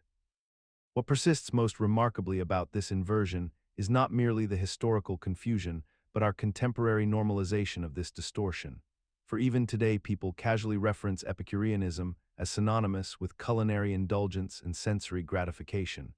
rarely pausing to investigate the actual philosophy, and schools continue to teach this mischaracterization as though it were established fact, effectively creating a feedback loop where the false definition reinforces itself through repetition across generations without serious interrogation. And perhaps most intriguingly, this particular paradox suggests something unsettling about how easily human understanding can become detached from its source, how readily we construct narratives about figures and ideas that serve our psychological needs rather than reflecting empirical reality, and how these constructed narratives achieve such durability that correcting them becomes nearly impossible. For the story of Epicurus living in gluttonous excess is simply more narratively compelling and psychologically satisfying to most people than the actual story of a man deliberately limiting his desires in pursuit of tranquility. We see this same pattern repeated across intellectual history: the radical skepticism of Montaigne transformed into mere relativism, the stoicism of Marcus Aurelius repackaged as emotional suppression, the Buddhism of the Buddha commercialized into spade mysticism, suggesting that perhaps the garden Epicurus sought to create was not merely a physical space, but a conceptual one. a refuge from the human tendency to remake ideas into convenient mirrors of our own desires rather than genuinely encountering their challenging truths. And yet this very misinterpretation itself becomes instructive, for it reveals that the garden Epicurus cultivated was ultimately more fragile than any physical sanctuary could be, permeable to the projections and distortions of those who came after, unable to protect its own meaning from the appetites it sought to discipline in others. Perhaps this teaches us that any philosophy claiming to liberate us from our desires must itself contend with the very desires it seeks to transform, a paradox Epicurus himself understood but could never fully escape, for even his garden, meant as a refuge from the world's corruptions, became another object of human longing, another possession to be mythologized and misremembered. Perhaps in this lies the deepest irony of Epicurus' legacy, that a man who sought to free others from unnecessary desires inadvertently created the very thing most desired, a myth of an alternative life so seductive that it has outlasted and overshadowed the actual philosophy it was meant to embody, leaving us with a garden we can never truly enter because we have forgotten, or perhaps never known, what actually grew there. Consider the ancient Greek philosopher Democritus, who around the 5th century before the Common Era proposed a thought that would echo through the corridors of human understanding for millennia to come, suggesting that all matter in the universe could be divided into smaller and smaller pieces until one reached a fundamental unit of substance that could not be divided any further, a particle so infinitesimally small that it represented the absolute boundary of divisibility. And he called this indivisible particle the atomos, derived from the Greek word meaning uncuttable or unbreakable. This was not based on any experimental observation or empirical measurement, for such tools did not exist in his time, but rather emerged from pure philosophical reasoning about the nature of matter and its ultimate constituents. The paradox that emerges from Democritus' contemplation becomes apparent when we examine the logical implications of his atomic hypothesis, because if an atom is truly indivisible and constitutes the fundamental building block of all matter, then we must accept that atoms themselves possess no internal structure whatsoever, and yet they must somehow possess properties like shape, size, and the capacity to interact with other atoms to create the vast diversity of substances we observe in the natural world, which seems to suggest that even the most fundamental particles must have some form of internal complexity or structure. What makes this paradox so profound is that it reveals a tension between the concept of fundamental indivisibility and the empirical reality that everything we observe exhibits layers of complexity, suggesting that perhaps the very notion of reaching an ultimate, irreducible foundation may be impossible or even meaningless. In contemporary physics, we have discovered that atoms themselves are divisible into electrons, protons, and neutrons, and that these subatomic particles can be further divided into quarks and other exotic particles. Yet even with our modern understanding of quantum mechanics and particle physics, physicists continue to search for truly fundamental particles that might represent the ultimate atoms that Democritus envisioned. Discovering that each layer of reality we penetrate opens up new layers beneath it, a seemingly infinite regression of smaller and smaller components, which suggests that perhaps the paradox Democritus articulated was not merely a problem of ancient philosophy, but rather a fundamental feature of reality itself.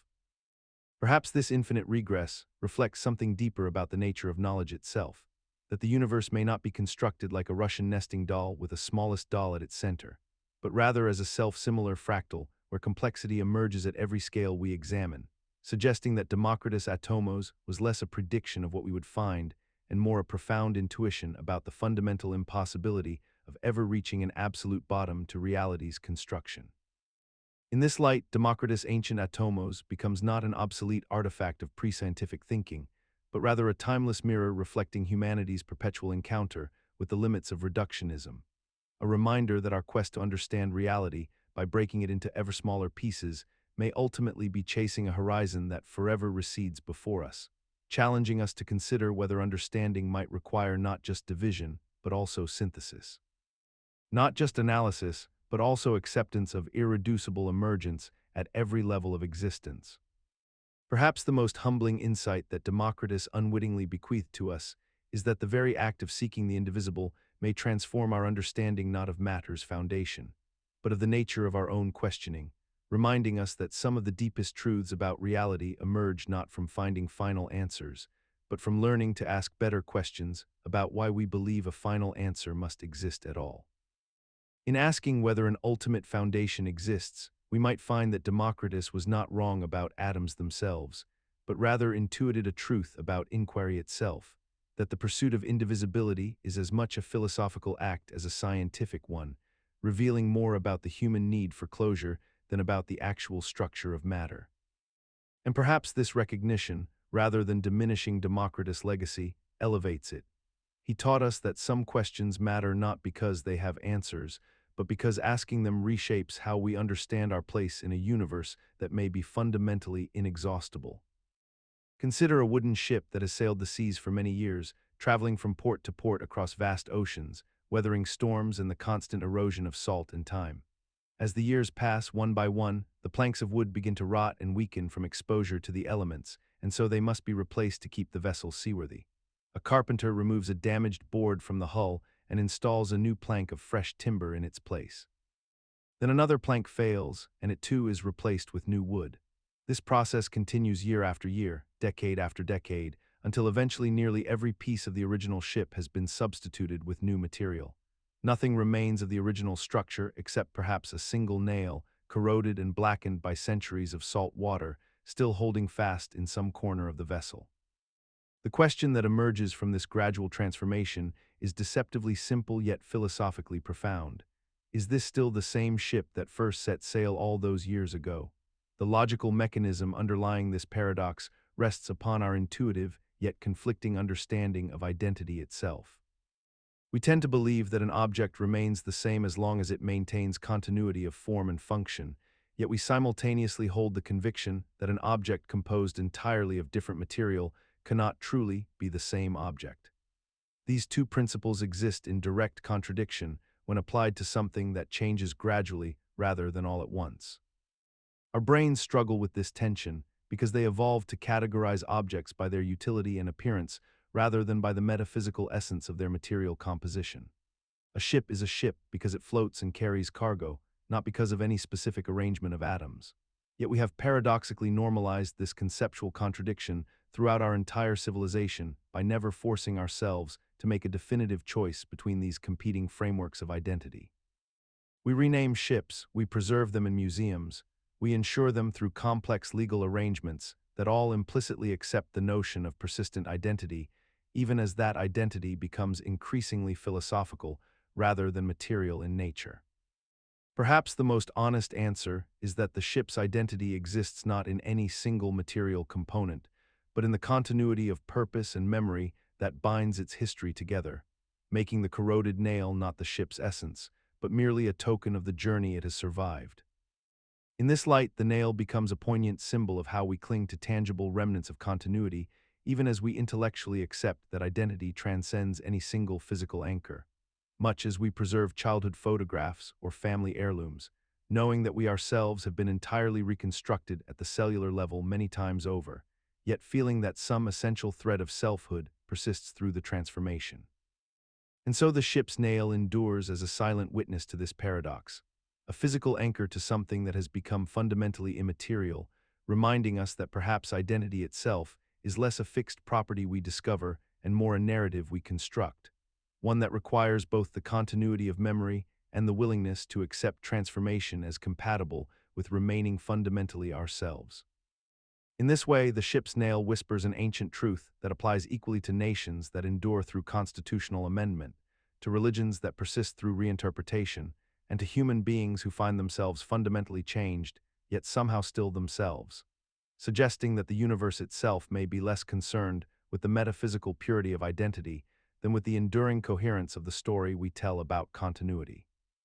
Perhaps this is why we instinctively preserve that single corroded nail in a museum display case, treating it with reverence despite its material insignificance. Because in its oxidized surface we glimpse the paradox made manifest, a physical object that points beyond itself to something far more mysterious and irreplaceable. The irreducible human need to believe that continuity survives transformation, that we matter not because we endure unchanged, but because we endure at all. And in that recognition lies perhaps the deepest wisdom the nail can teach us, that identity is not a property to be possessed, but a responsibility to be honored, a commitment to narrative coherence that demands we ask not, "What am I made of?" but "What story do I choose to tell about my becoming?" In the 1960s, a fascinating experiment took place in a public school where researchers told teachers that certain students, selected seemingly at random, were about to experience significant intellectual growth and would likely show dramatic improvements in their academic performance over the coming year, when in fact these students had been chosen entirely by chance and possessed no special qualities whatsoever. Yet by the end of that school year, something remarkable had occurred. These randomly selected students did indeed show substantial improvements in their test scores and cognitive development, and their teachers reported noticing greater potential and engagement in these particular children compared to their peers. The mechanism underlying this phenomenon operates through a subtle but powerful cascade of behavioral and attentional changes that teachers unconsciously enacted based on their expectations. Teachers who believed certain students possessed greater potential began to give those students more time to answer questions, provided them with more detailed feedback on their work, called on them more frequently during class discussions, seated them closer to the front of the room, and made greater eye contact with them during instruction. These students received warmer emotional climates, more specific praise, and more opportunities to learn new material, all stemming entirely from the teacher's initial beliefs rather than from any actual differences in the students' abilities.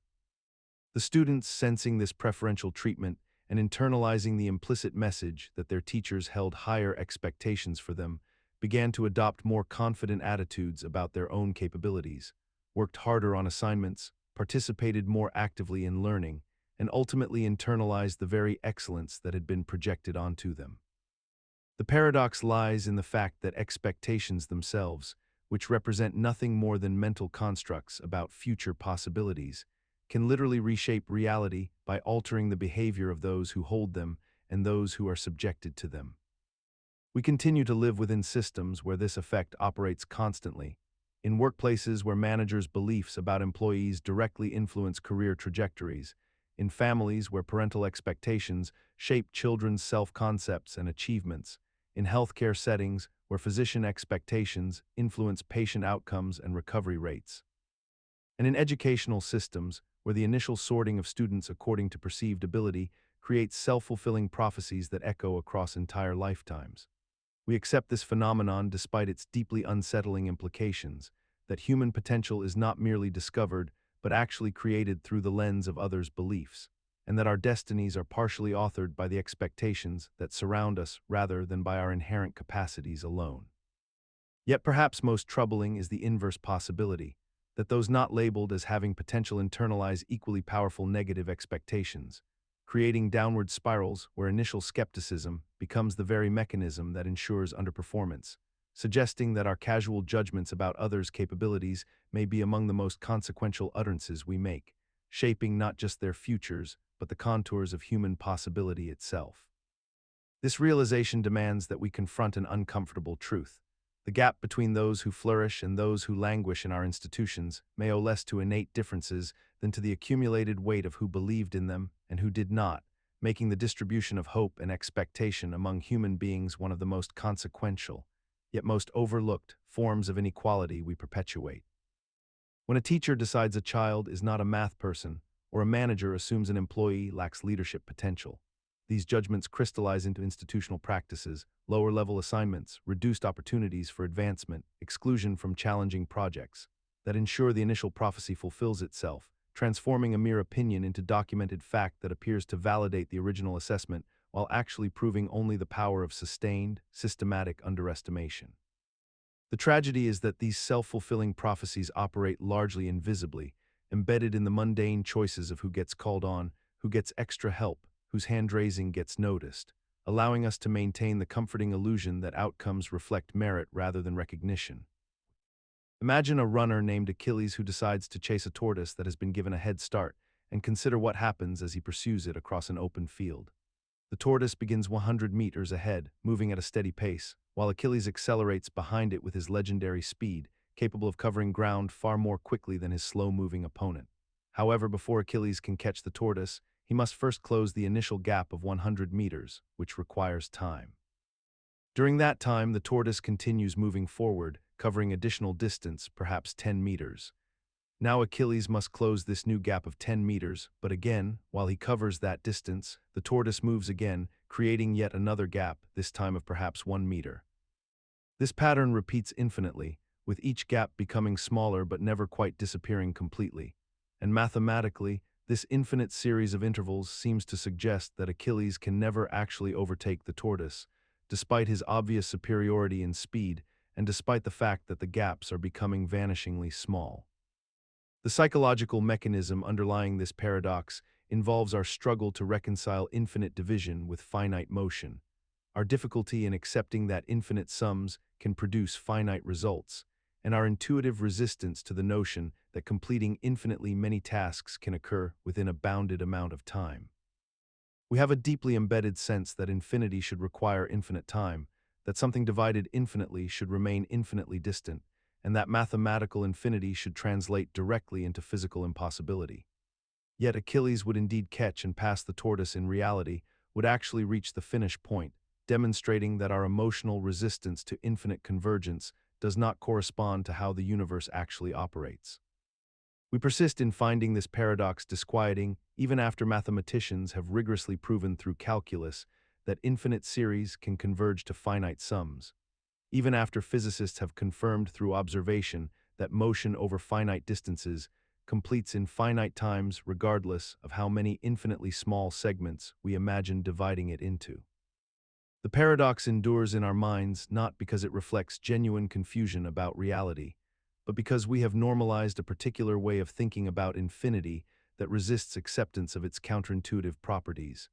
and we have become comfortable trusting our intuitions about motion more than we trust the abstract mathematics that describes it with perfect accuracy. Yet this very discomfort reveals something profound. Our intuitions evolved to navigate the finite, tangible world of medium-sized objects and everyday timescales, leaving us perpetually vulnerable to vertigo when contemplating the infinite, and suggesting that the deepest insights about reality often require us to think against the grain of our own cognitive architecture. This mismatch between intuition and reality appears throughout our encounter with the infinite, in our resistance to the idea that 0.999 equals 1, in our discomfort with the notion that some infinities are larger than others, in our struggle to accept that an infinite hotel can always accommodate new guests, suggesting that each paradox we encounter is not truly about mathematics at all, but rather an opportunity to recognize the limits of our evolutionary inheritance and to expand our conception of what is possible. When we finally accept that Achilles does catch the tortoise, we glimpse a truth that extends far beyond this ancient race,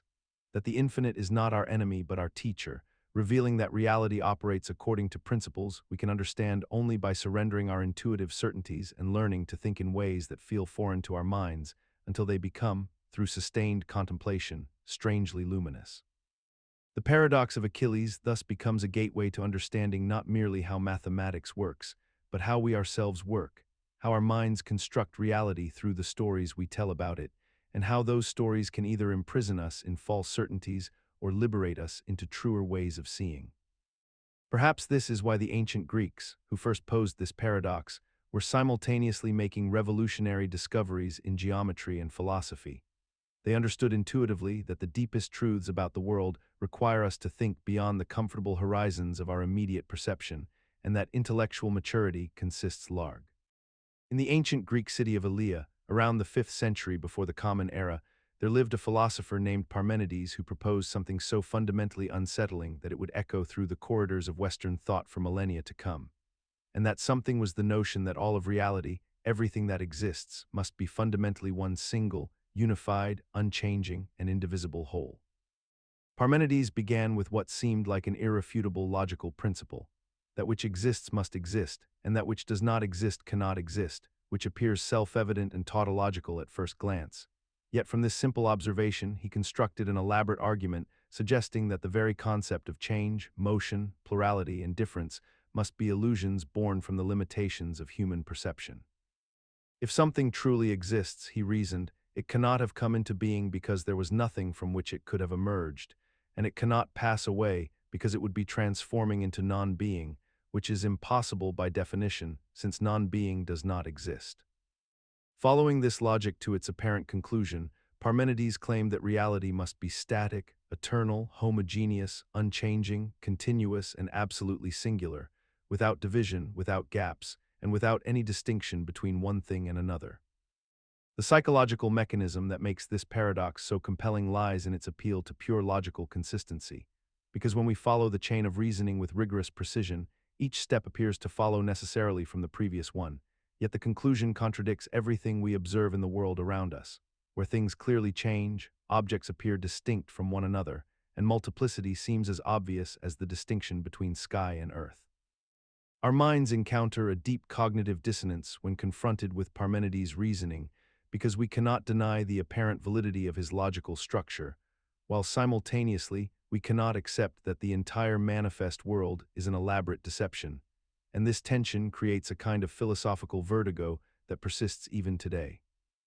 What is remarkable is that despite the almost 2,500 years that have passed since Parmenides first articulated this paradox, and despite the countless philosophers, logicians, and scientists who have worked to resolve it through various ingenious methods and frameworks, we have never entirely escaped its shadow. For modern physics with quantum mechanics and relativity theory still grapples with questions about the nature of change, the structure of reality,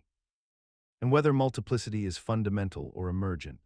We continue to live as though plurality and change are real, while maintaining a nagging philosophical suspicion that perhaps Parmenides glimpsed something true about the underlying structure of existence that our everyday experience and even our most sophisticated scientific theories cannot fully articulate or refute. The paradox persists not because we have forgotten it or because it has been solved, but because it touches upon something foundational about how reality might be structured that remains genuinely unresolved. Perhaps this is why Parmenides' vision continues to haunt us. It reveals that the very logic which allows us to understand the world may simultaneously undermine our confidence in that understanding, forcing us to choose between the testimony of our senses and the inexorable demands of reason itself. And perhaps in this very tension lies the deepest insight, that Parmenides was not wrong so much as he was asking the wrong question about reality's nature, for in privileging logical consistency over experiential multiplicity, he may have inadvertently revealed the limits of reason itself when applied to a universe that operates according to principles we have yet to fully comprehend.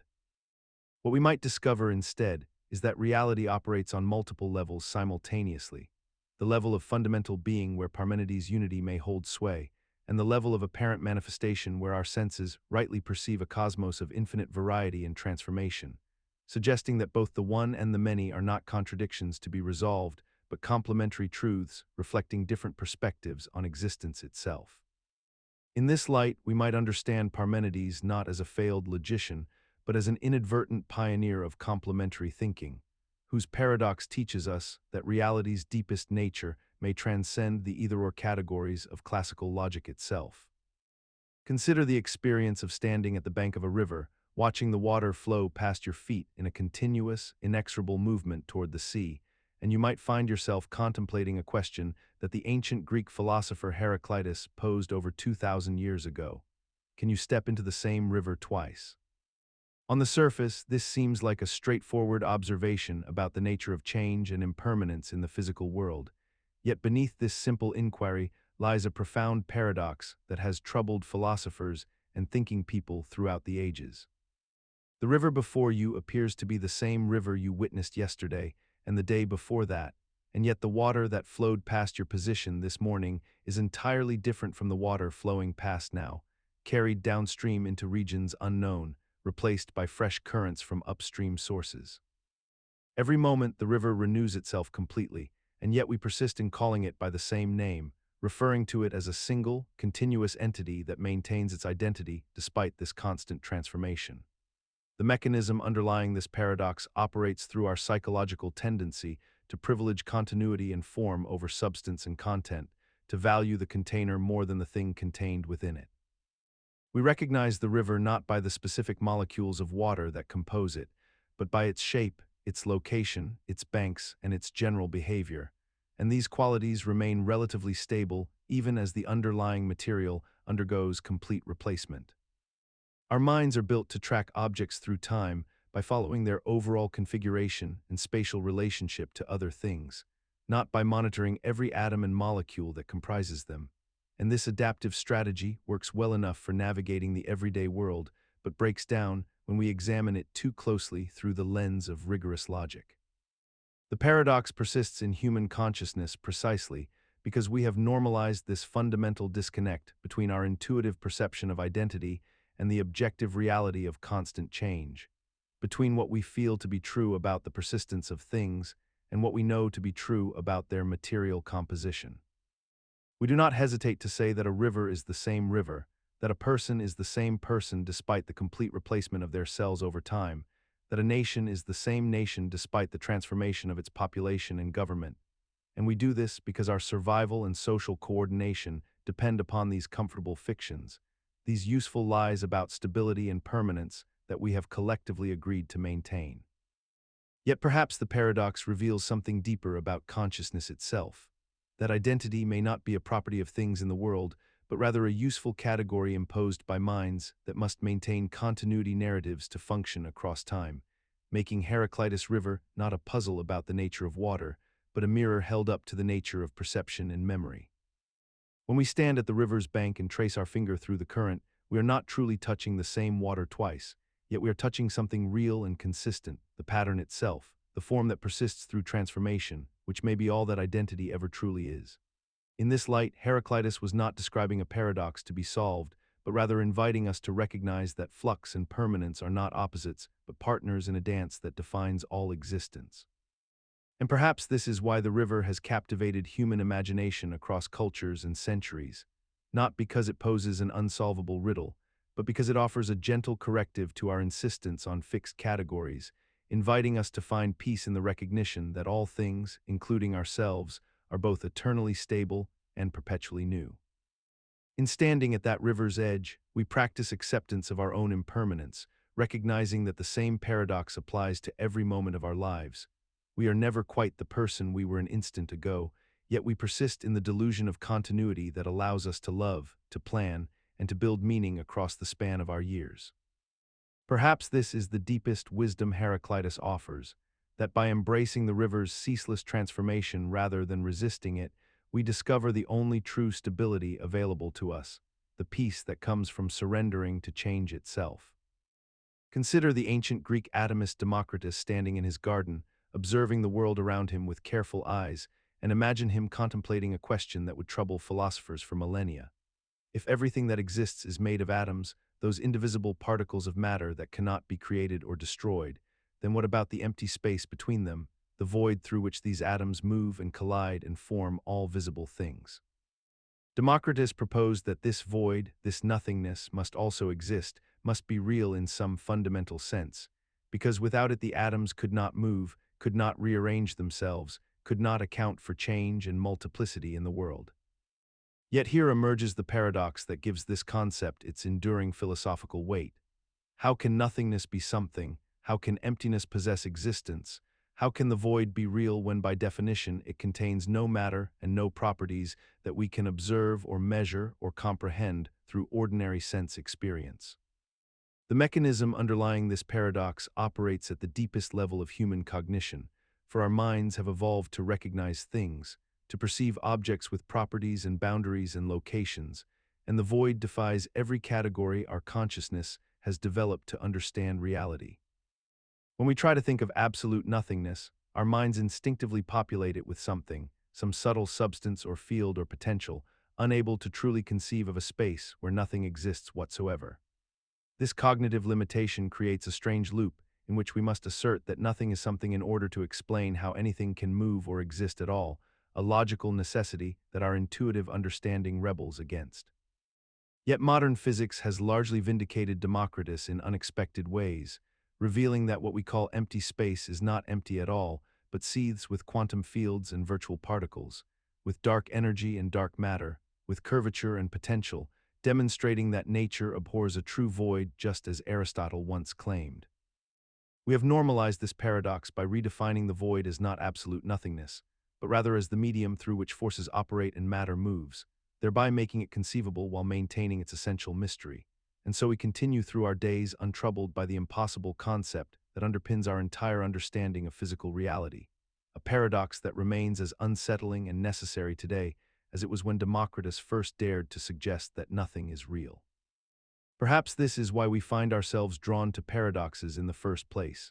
They reveal the boundaries of our understanding, marking the places where reality exceeds the categories we have constructed to contain it, and in accepting Democritus Void, we accept that some of the most fundamental aspects of existence may forever resist complete rational comprehension.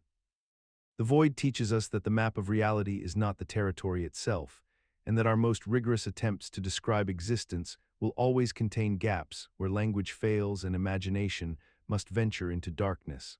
A humbling lesson that perhaps matters more than any final answer ever could. In this way, the void becomes not merely a problem to be solved, but an invitation, a call to recognize that the deepest truths about existence often reside in what we cannot fully grasp, in the spaces between our concepts where reality continues its silent work, indifferent to our need for complete understanding. And so when we stand at the edge of a starlit night, or peer into the quantum foam that physicists now describe, or sit with the unsettling knowledge that most of the universe is composed of invisible substances we cannot directly perceive, we are standing in Democritus Garden still, contemplating the same void, asking the same impossible question, not because we expect ever to fully answer it, but because the asking itself is what makes us human. Perhaps it is this willingness to dwell in uncertainty, to inhabit the spaces between knowledge and mystery, that separates those who merely accumulate facts from those who truly understand the universe. For understanding, in its deepest form, means learning to be comfortable with questions that have no final answers, and to find in that comfort a strange kind of wisdom. The ancient atomist understood this implicitly, that the void is not a failure of explanation, but rather its truest accomplishment, the place where thought must finally surrender to wonder. Imagine standing at the edge of an infinite corridor, where every moment you have ever lived repeats itself exactly as it occurred, not once, not twice, but eternally without variation or mercy, stretching backward into a past that has no beginning and forward into a future that has no end, meaning that this precise second you are experiencing right now, with all its sensations and thoughts and choices, has already happened infinite times before and will happen infinite times again in exactly the same configuration. This is the paradox of eternal return, a concept that emerges when we contemplate the nature of time, causality, and the structure of existence itself, forcing us to confront the unsettling question of whether our lives possess any genuine novelty or whether we are merely actors in a cosmic performance destined to repeat its script forever. The psychological mechanism underlying this paradox operates through our fundamental human need to believe in the reality of our choices, in the authentic unfolding of events that feel unique and unrepeatable. Yet when we examine the laws of physics and the deterministic nature of cause and effect, we find ourselves unable to definitively exclude the possibility that the universe operates in cycles, that entropy might reverse. That time might loop back upon itself in ways our three-dimensional consciousness cannot fully comprehend. We experience this paradox in miniature throughout our daily lives when we find ourselves repeating the same arguments with the same people, returning to the same locations with the same emotional responses, encountering the same patterns of thought and behavior despite our conscious efforts to change and grow, suggesting that at some level we are caught in invisible grooves worn by repetition. The paradox persists in our consciousness despite our attempts to escape it, because the human mind simultaneously rejects determinism while living within its constraints. We make plans as though our future is open, while our past proves increasingly static and unchangeable, and we construct narratives of progress and novelty to escape the dizzying implication that perhaps nothing truly changes. That all our striving and growth might be illusions layered over an eternal recurrence that grinds through the same sequences endlessly. What makes eternal return particularly disturbing is not merely its logical possibility, but the moral weight it carries. For if our lives repeat eternally, then every mistake we make, every cruelty we inflict, every moment of mediocrity or failure will be relived infinite times, which either demands we live in a state of constant existential horror or forces us to develop a radical acceptance of existence as it is, flaws and all. Building a strange peace from the recognition that this moment, however imperfect, is all we ever have and ever will have, recurring eternally. Perhaps this is why the concept of eternal return has haunted philosophers from Nietzsche to the present day, not because it offers comfort, but because it forces us to ask whether we would affirm our lives completely, moment by moment, if we knew they would repeat forever, and in that terrible question lies the possibility of genuine transformation. For only by accepting that we might relive our existence eternally can we begin to live it authentically rather than postponing our true selves into an imagined future that may never arrive. This reorientation transforms eternal return from a paralyzing curse into a paradoxical gift. The recognition that we cannot escape our nature or our choices means we are finally free to stop resisting them, to stop waiting for permission from some imagined future self to become who we already are, and to find meaning not in transcendence, but in the unflinching embrace of our own becoming, repeated infinitely. In this way, the paradox dissolves, not through logical refutation, but through a shift in perspective that recognizes eternal return not as a threat to meaning, but as its deepest source. For a life lived with full presence and acceptance generates its own significance regardless of whether it occurs once or infinite times, and in that surrender to what is, we discover the only freedom that was ever truly available to us. And so we return to this moment, to this breath, to this choice, not as prisoners of a cosmic loop, but as architects of meaning within it, recognizing that every time we choose love over indifference, presence over distraction, or truth over comfortable illusion, we are not fighting against eternity but consecrating it.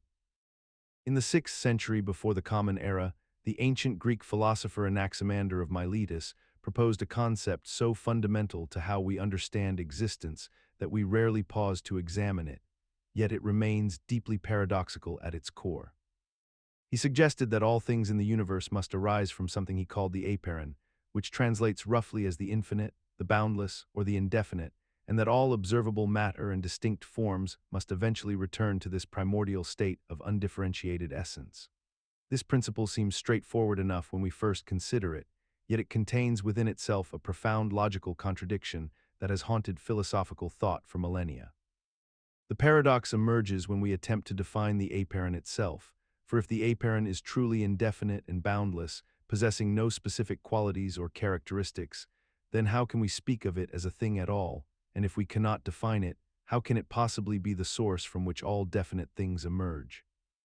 Anaximander insisted that the apeiron exists as the fundamental substrate of reality, the underlying substance from which all particular things with their distinct properties and limitations must necessarily derive. Yet the moment we try to describe it or understand its nature, we find ourselves unable to assign to it any coherent properties whatsoever. The principle persists in modern thought despite this logical difficulty, because it addresses a genuinely important intuition we hold about the universe, namely that behind the bewildering diversity and specificity of the material world, there must exist some kind of fundamental unity or common ground, some basic stuff from which everything else is composed.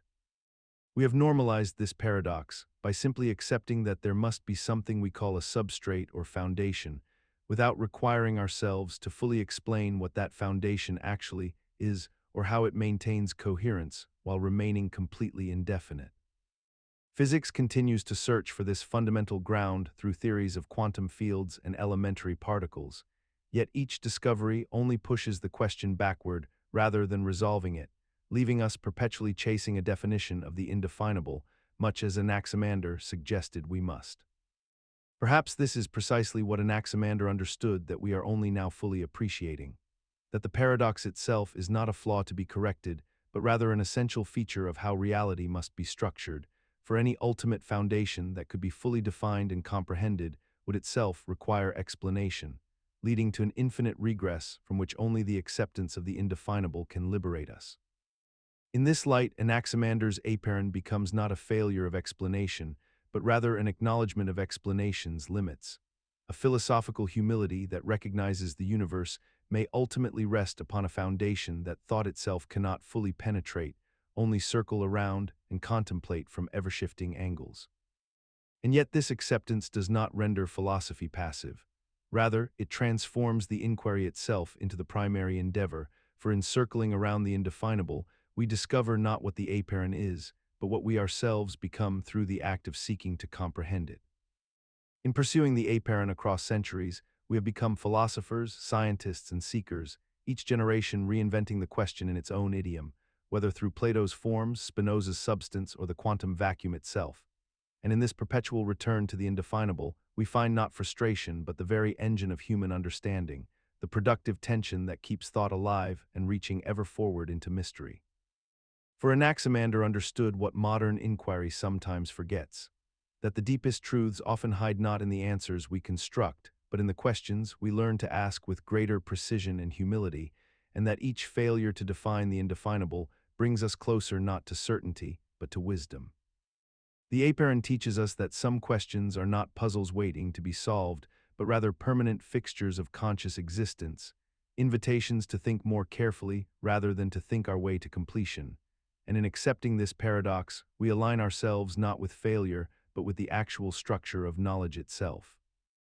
Imagine a flame that has been burning continuously for centuries, perhaps even longer, maintained in a temple or sacred site where devoted practitioners have committed themselves to the task of ensuring it never extinguishes,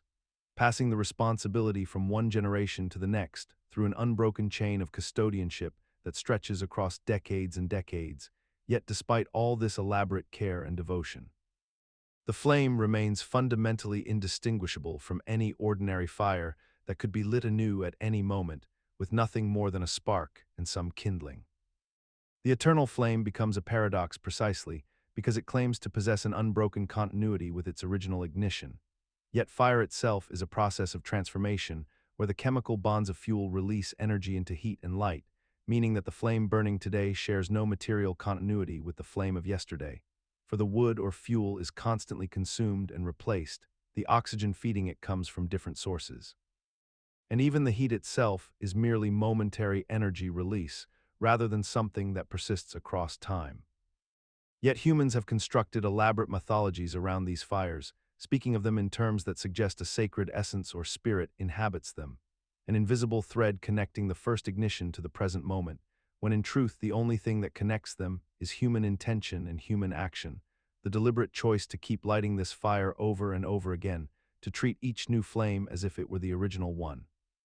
To perform a kind of ritualistic sleight of hand, where we convince ourselves that continuity of purpose equals continuity of substance. The psychological mechanism operates through our natural human tendency to attribute identity and essence to objects based on our relationship to them rather than their material composition. Much the same way we speak of ourselves as continuous beings, despite the fact that the atoms comprising our bodies are constantly exchanged and replaced, that our thoughts and memories undergo perpetual transformation. Yet we maintain a coherent sense of self through narrative and intention rather than through any stable physical substrate. What makes the undying flame particularly fascinating as a paradox is how thoroughly it has been normalized in cultures around the world, from the eternal flames maintained at national monuments to the sacred fires in temples and ceremonial spaces, where no one genuinely believes they have witnessed the actual original fire, yet everyone participates in the collective fiction that they have. Maintaining it through careful ritual and deliberate forgetting of the practical details involved in relighting and rekindling what must necessarily be a succession of distinct and separate fires. This collective embrace of necessary fiction reveals something profound about human meaning-making. We do not require material permanence to create something genuinely sacred, for the flame's power lies not in any unbroken physical chain, but in the unbroken chain of human commitment that surrounds it, transforming an ordinary combustion process into a symbol of continuity, devotion, and the human capacity to impose meaning and significance onto the transient materials of the physical world. In this way, the undying flame becomes less a violation of physical law and more a profound expression of how humans transcend mere matter through ritual and memory, how we create permanence not through preserving things but through the act of perpetual renewal, and how the most sacred objects in human culture often owe their power not to what they are materially, but to what we agree they mean and what we are willing to do to keep them burning. Perhaps this explains why we find it so difficult to let sacred fires extinguish even when their original purpose has long been forgotten. The flame itself becomes secondary to the act of tending it, and in that tending we find a continuity of purpose that feels more real and enduring than any material object ever could, making the undying flame less a monument to the past and more a daily affirmation of our commitment to meaning itself. And so when we tend to these flames, whether the Olympic fire carried across continents, the eternal light in a cathedral, or the candle we relight at a loved one's memorial, we are not actually preserving the past at all, but rather manufacturing the future, creating continuity not through preservation, but through the radical act of choosing, again and again, to keep the story alive. Imagine standing before a wall that stretches infinitely upward, and you are tasked with measuring its height, but there exists a peculiar rule.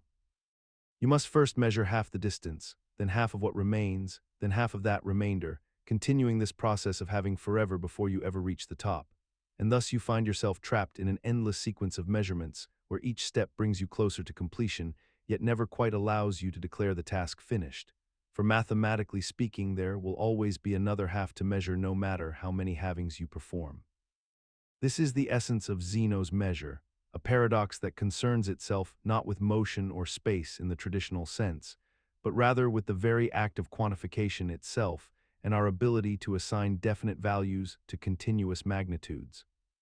The psychological mechanism at work here stems from our intuitive understanding that infinite processes should yield infinite results, and yet in this case, infinite having somehow summed to a finite total, creating a profound tension between what our logic tells us should happen and what mathematics actually demonstrates happens in reality. We experience this peculiarity in countless mundane scenarios. When we attempt to describe the exact temperature of water as it cools, knowing that technically it passes through infinitely many degrees between hot and lukewarm. When we try to measure the precise length of a coastline and discover that infinite detail at infinite scales makes any single measurement somewhat arbitrary. When we contemplate the density of rational numbers between 0 and 1, recognizing that no matter how close two numbers seem, infinite others exist between them. The paradox persists in our consciousness despite our intellectual acceptance that convergent infinite series are perfectly valid mathematical objects, suggesting that we remain somehow emotionally or intuitively unsatisfied by solutions that require us to accept that infinitely many actions can be completed in finite time or space. And we have normalized this particular cognitive dissonance by simply relegating such concerns to the realm of pure mathematics, while ignoring how thoroughly these infinities saturate the physical world we navigate every single day. Yet perhaps this willful blindness serves a purpose. To function in the world, we must act as though continuity is divisible into manageable chunks, as though a coastline has a length and a cup of tea reaches a final temperature, even though we know with perfect clarity that these are convenient fictions we maintain to preserve our sanity and productivity. And so we construct our measuring instruments, rulers, thermometers, clocks, not as tools that capture absolute truth, but as deliberate abstractions that allow us to pretend the infinite divisibility of reality has stopped, granting us the illusion of completion that Zeno's paradox denies us philosophically, but which our practical survival demands we embrace.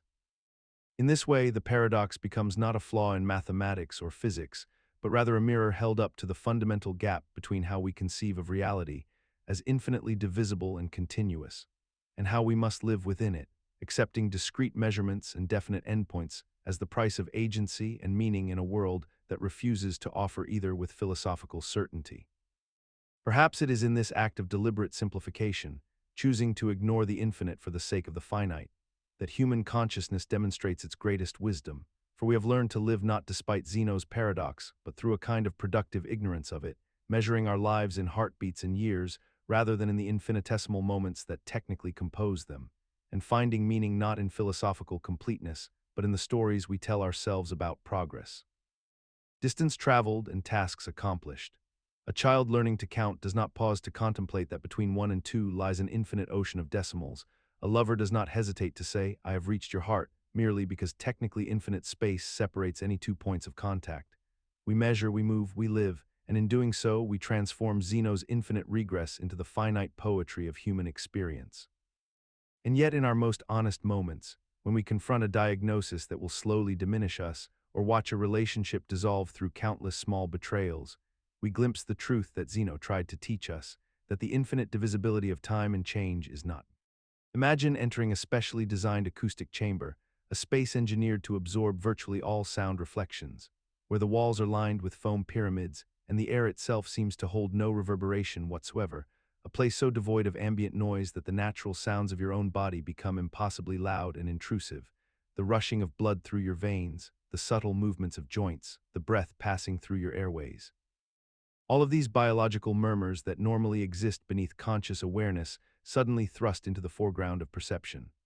The silence in such a room is so complete, so absolute, that most people report feeling profound discomfort after only a few minutes, describing sensations of vertigo, anxiety, and a strange form of psychological pressure that seems to increase the longer they remain inside. This phenomenon reveals a fascinating paradox about human consciousness and our relationship with silence itself. For despite our cultural valorization of quiet spaces and our frequent complaints about excessive noise pollution, genuine silence appears to be something our minds are fundamentally unprepared to tolerate. The mechanism behind this discomfort stems from the fact that our brains have evolved to expect a baseline level of environmental feedback, a constant stream of auditory information that helps anchor our sense of spatial awareness and temporal continuity. And when that information is suddenly stripped away entirely, our neural systems interpret the absence not as peace, but as a kind of sensory deprivation that triggers alarm responses. Our consciousness seems designed to fill voids with internal noise, with thoughts and anxieties and the amplified perception of bodily functions, so that true silence becomes paradoxically loud, crowded with the sound of our own existence. Yet despite understanding this mechanism, despite knowing that absolute silence is neurologically unusual and psychologically destabilizing, we continue to pursue quieter and quieter spaces in our daily lives, installing acoustic panels in offices, seeking remote retreats, purchasing expensive noise-canceling devices, as if silence itself remains an aspirational goal even as our own minds reject it in the moment of experiencing it. Perhaps this contradiction reveals something essential about the human condition. We do not truly seek silence itself, but rather the idea of silence, the promise of escape it represents. Even though the moment we achieve it, we discover that what we were really fleeing from all along was not noise, but the unbearable proximity to ourselves.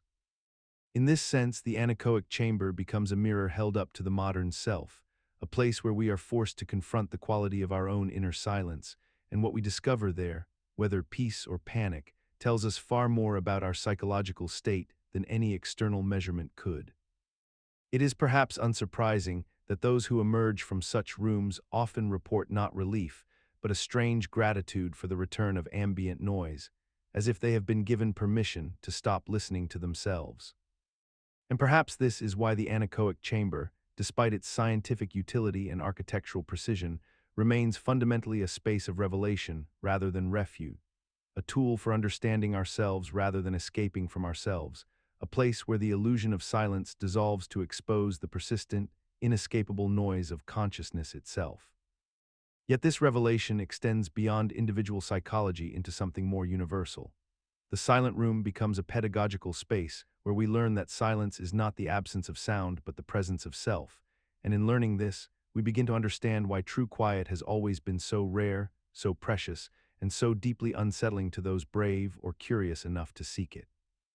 In this way, the anechoic chamber functions as both a laboratory and a confessional, revealing not just the mechanics of sound but the architecture of loneliness itself, suggesting that perhaps every person who enters such a room is really seeking an answer to a question they've never quite been able to ask: what remains when everything external falls away? And perhaps the answer, when it finally arrives in that profound stillness, is both terrifying and liberating, that we are not alone in our solitude, but fundamentally interconnected with the vast silence that underlies all existence. A silence that is never truly empty, but rather full of potential, waiting, and the infinite possibility of sound yet to be born.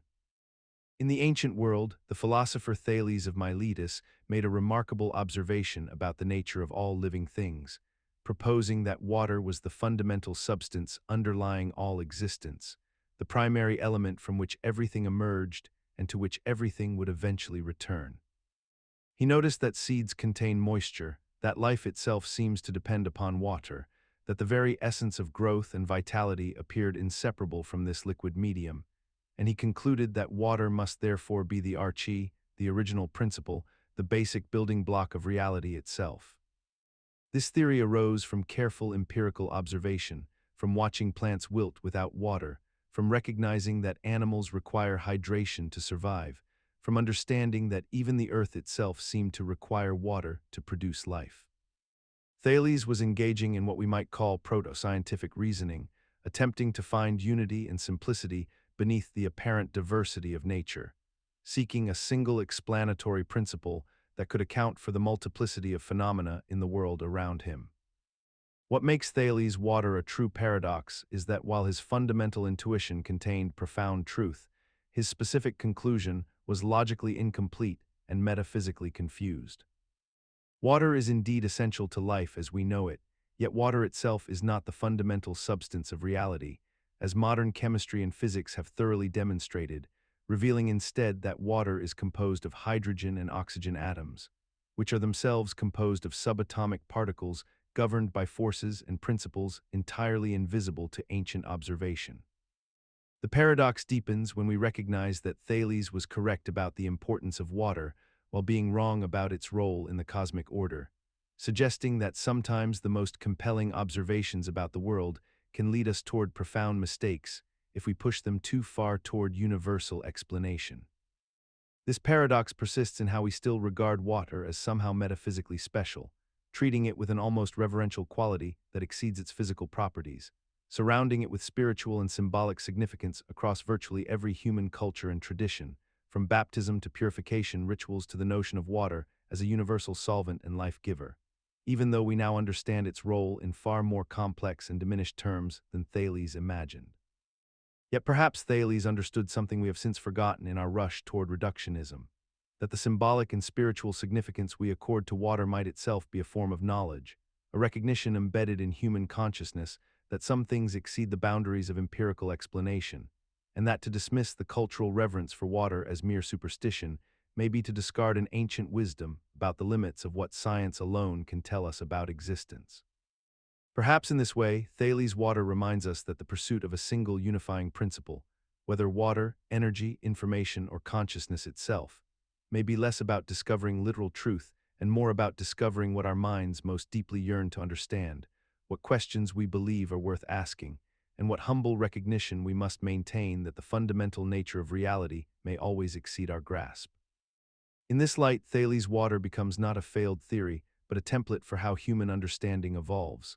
a model of inquiry that remains perpetually generative precisely because it was beautifully, productively wrong, inviting each generation to ask anew what simple principle might unify our fractured knowledge, and whether the search itself might matter more than any answer we could ever find. We might see this same pattern repeating in our own era, as we search for the unifying principle that will explain consciousness, or gravity, or the origin of the universe itself, each generation convinced that their candidate for fundamental reality is the one that will finally reveal the truth, yet each generation also destined to discover that reality remains more intricate and elusive than any single framework can contain. Thales teaches us that this perpetual incompleteness is not a failure of human intellect, but perhaps its deepest dignity. And in this understanding lies a strange comfort, that we need not solve the mystery of water or consciousness or existence itself to participate meaningfully in the great conversation that Thales began 25 centuries ago, a conversation that continues whenever we pause to wonder. Consider the ancient Greek philosopher Anaxagoras standing in his garden around 2,500 years ago, observing a tiny seed that would eventually grow into a massive oak tree, and he finds himself confronted with a question that seems almost absurdly simple yet philosophically devastating. How can something so enormous possibly emerge from something so infinitesimally small, unless the largeness was already present within the seed in some form? He concludes that everything must contain within itself infinitesimal portions of everything else. That hair contains bone, that bone contains flesh, that flesh contains hair, in an endless recursive composition where no true creation or growth occurs, but merely a rearrangement and revelation of what was always already there. The mechanism that generates this paradox is the human intuition that something cannot come from nothing, that matter cannot appear spontaneously, that growth must be the enlargement of something pre-existing rather than the generation of genuine novelty. And so we construct elaborate metaphysical systems to preserve the principle that being cannot arise from non-being. This logic feels compelling because our everyday experience of transformation does indeed seem to suggest that qualities and quantities merely relocate rather than originate, as when we mix paint colors or combine ingredients in a recipe. Yet modern biology has shown us that growth truly does involve the creation of new matter from energy and nutrients, that organisms genuinely synthesize novel structures according to genetic information. That the seed contains not finished miniature trees, but rather instructions and potential. Despite centuries of scientific advancement, we still harbor something of Anaxagoras intuition lurking beneath our understanding, a lingering discomfort with radical emergence and novelty, a subtle sense that something must be hidden inside all along, waiting to be discovered rather than created. And this ancient paradox persists in our contemporary fascination with discovering what was always already encoded in nature. As if the universe were a great puzzle to be solved rather than a reality to be encountered in its genuine unfolding and becoming. Perhaps nowhere is this more evident than in our modern quest to decode the human genome, where we search for the blueprints of identity as if they were hidden messages, rather than acknowledging that a person emerges through the continuous dialogue between genetic potential and lived experience, between what was seeded and what is genuinely becoming. We imagine that if we could only read the genetic code perfectly, understand every molecular interaction, we would finally see the complete person written out in advance. Yet the seed remains forever incomplete until it meets the world, until it grows and responds and chooses, until the garden itself becomes part of what emerges. This is perhaps the deepest lesson Anaxagoras missed, that the seed and the garden are not separate entities waiting to be combined, but rather that growth itself is the revelation of a relationship, a conversation between potential and circumstance that generates something neither could produce alone. And in this understanding, we finally move beyond the ancient paradox into a more humble encounter with emergence itself. When we finally accept this, we begin to see that the same principle applies not only to biological growth, but to learning, creativity, and consciousness itself. That a child does not unfold a pre-written destiny, but rather emerges through countless encounters with teachers, books, failures, and moments of wonder, each one genuinely altering what they become. In this light, Anaxagoras was asking the right question all along, but seeking the answer in the wrong place, not in what the seed contains, but in what happens when the seed meets the world. And this reframing transforms how we understand not just biology, but the very nature of causation itself. The seed does not carry destiny within it, but rather invites destiny through its encounter with sun and soil and time, making every emergence a genuine collaboration between what was seeded and what the world allows to grow. In this sense, every oak tree that towers above us is not the unfolding of a miniature tree that was always hidden in the acorn,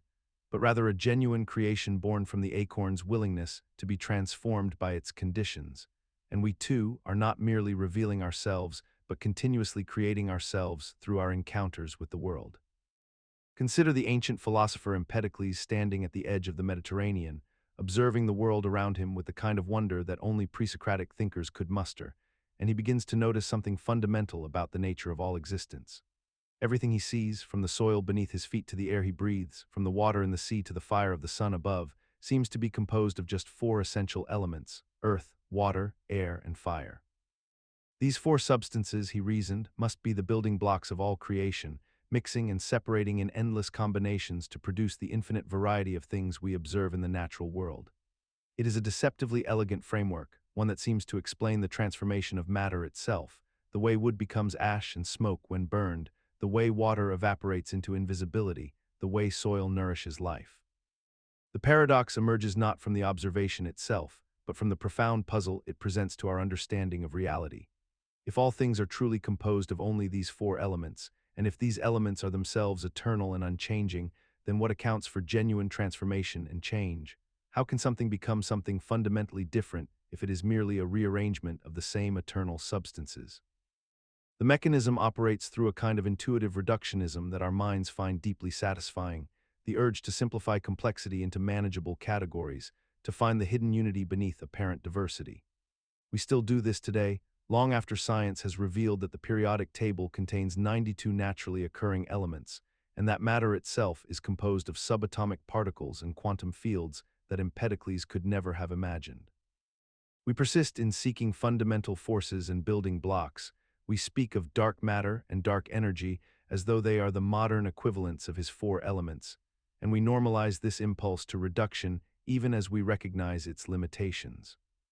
The paradox endures because it reflects something true about human cognition itself, our need to find simplicity in complexity, to believe that beneath the apparent chaos of existence lies some elegant underlying order, even though we have learned through centuries of scientific advancement that reality may be far more intricate and irreducible than any simple four-part scheme could ever capture.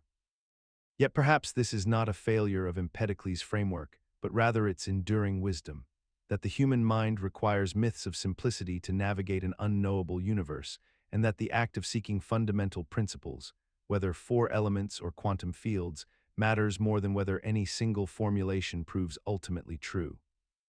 In this sense, Empedocles' four elements remain alive in every periodic table we consult, every unified field theory we pursue, every moment we pause to ask what the world is fundamentally made of, not because he was right about earth and fire, but because he taught us that the question itself is worth asking, and that our answers, however provisional, shape how we understand our place in the cosmos.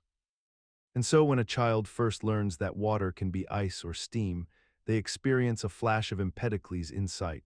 the recognition that transformation need not mean destruction, that identity persists beneath change. And in that moment, across millennia, the ancient philosophers' wonder becomes their own. This passing of wonder from age to age suggests that Empedocles' true legacy lies not in the accuracy of his elemental theory,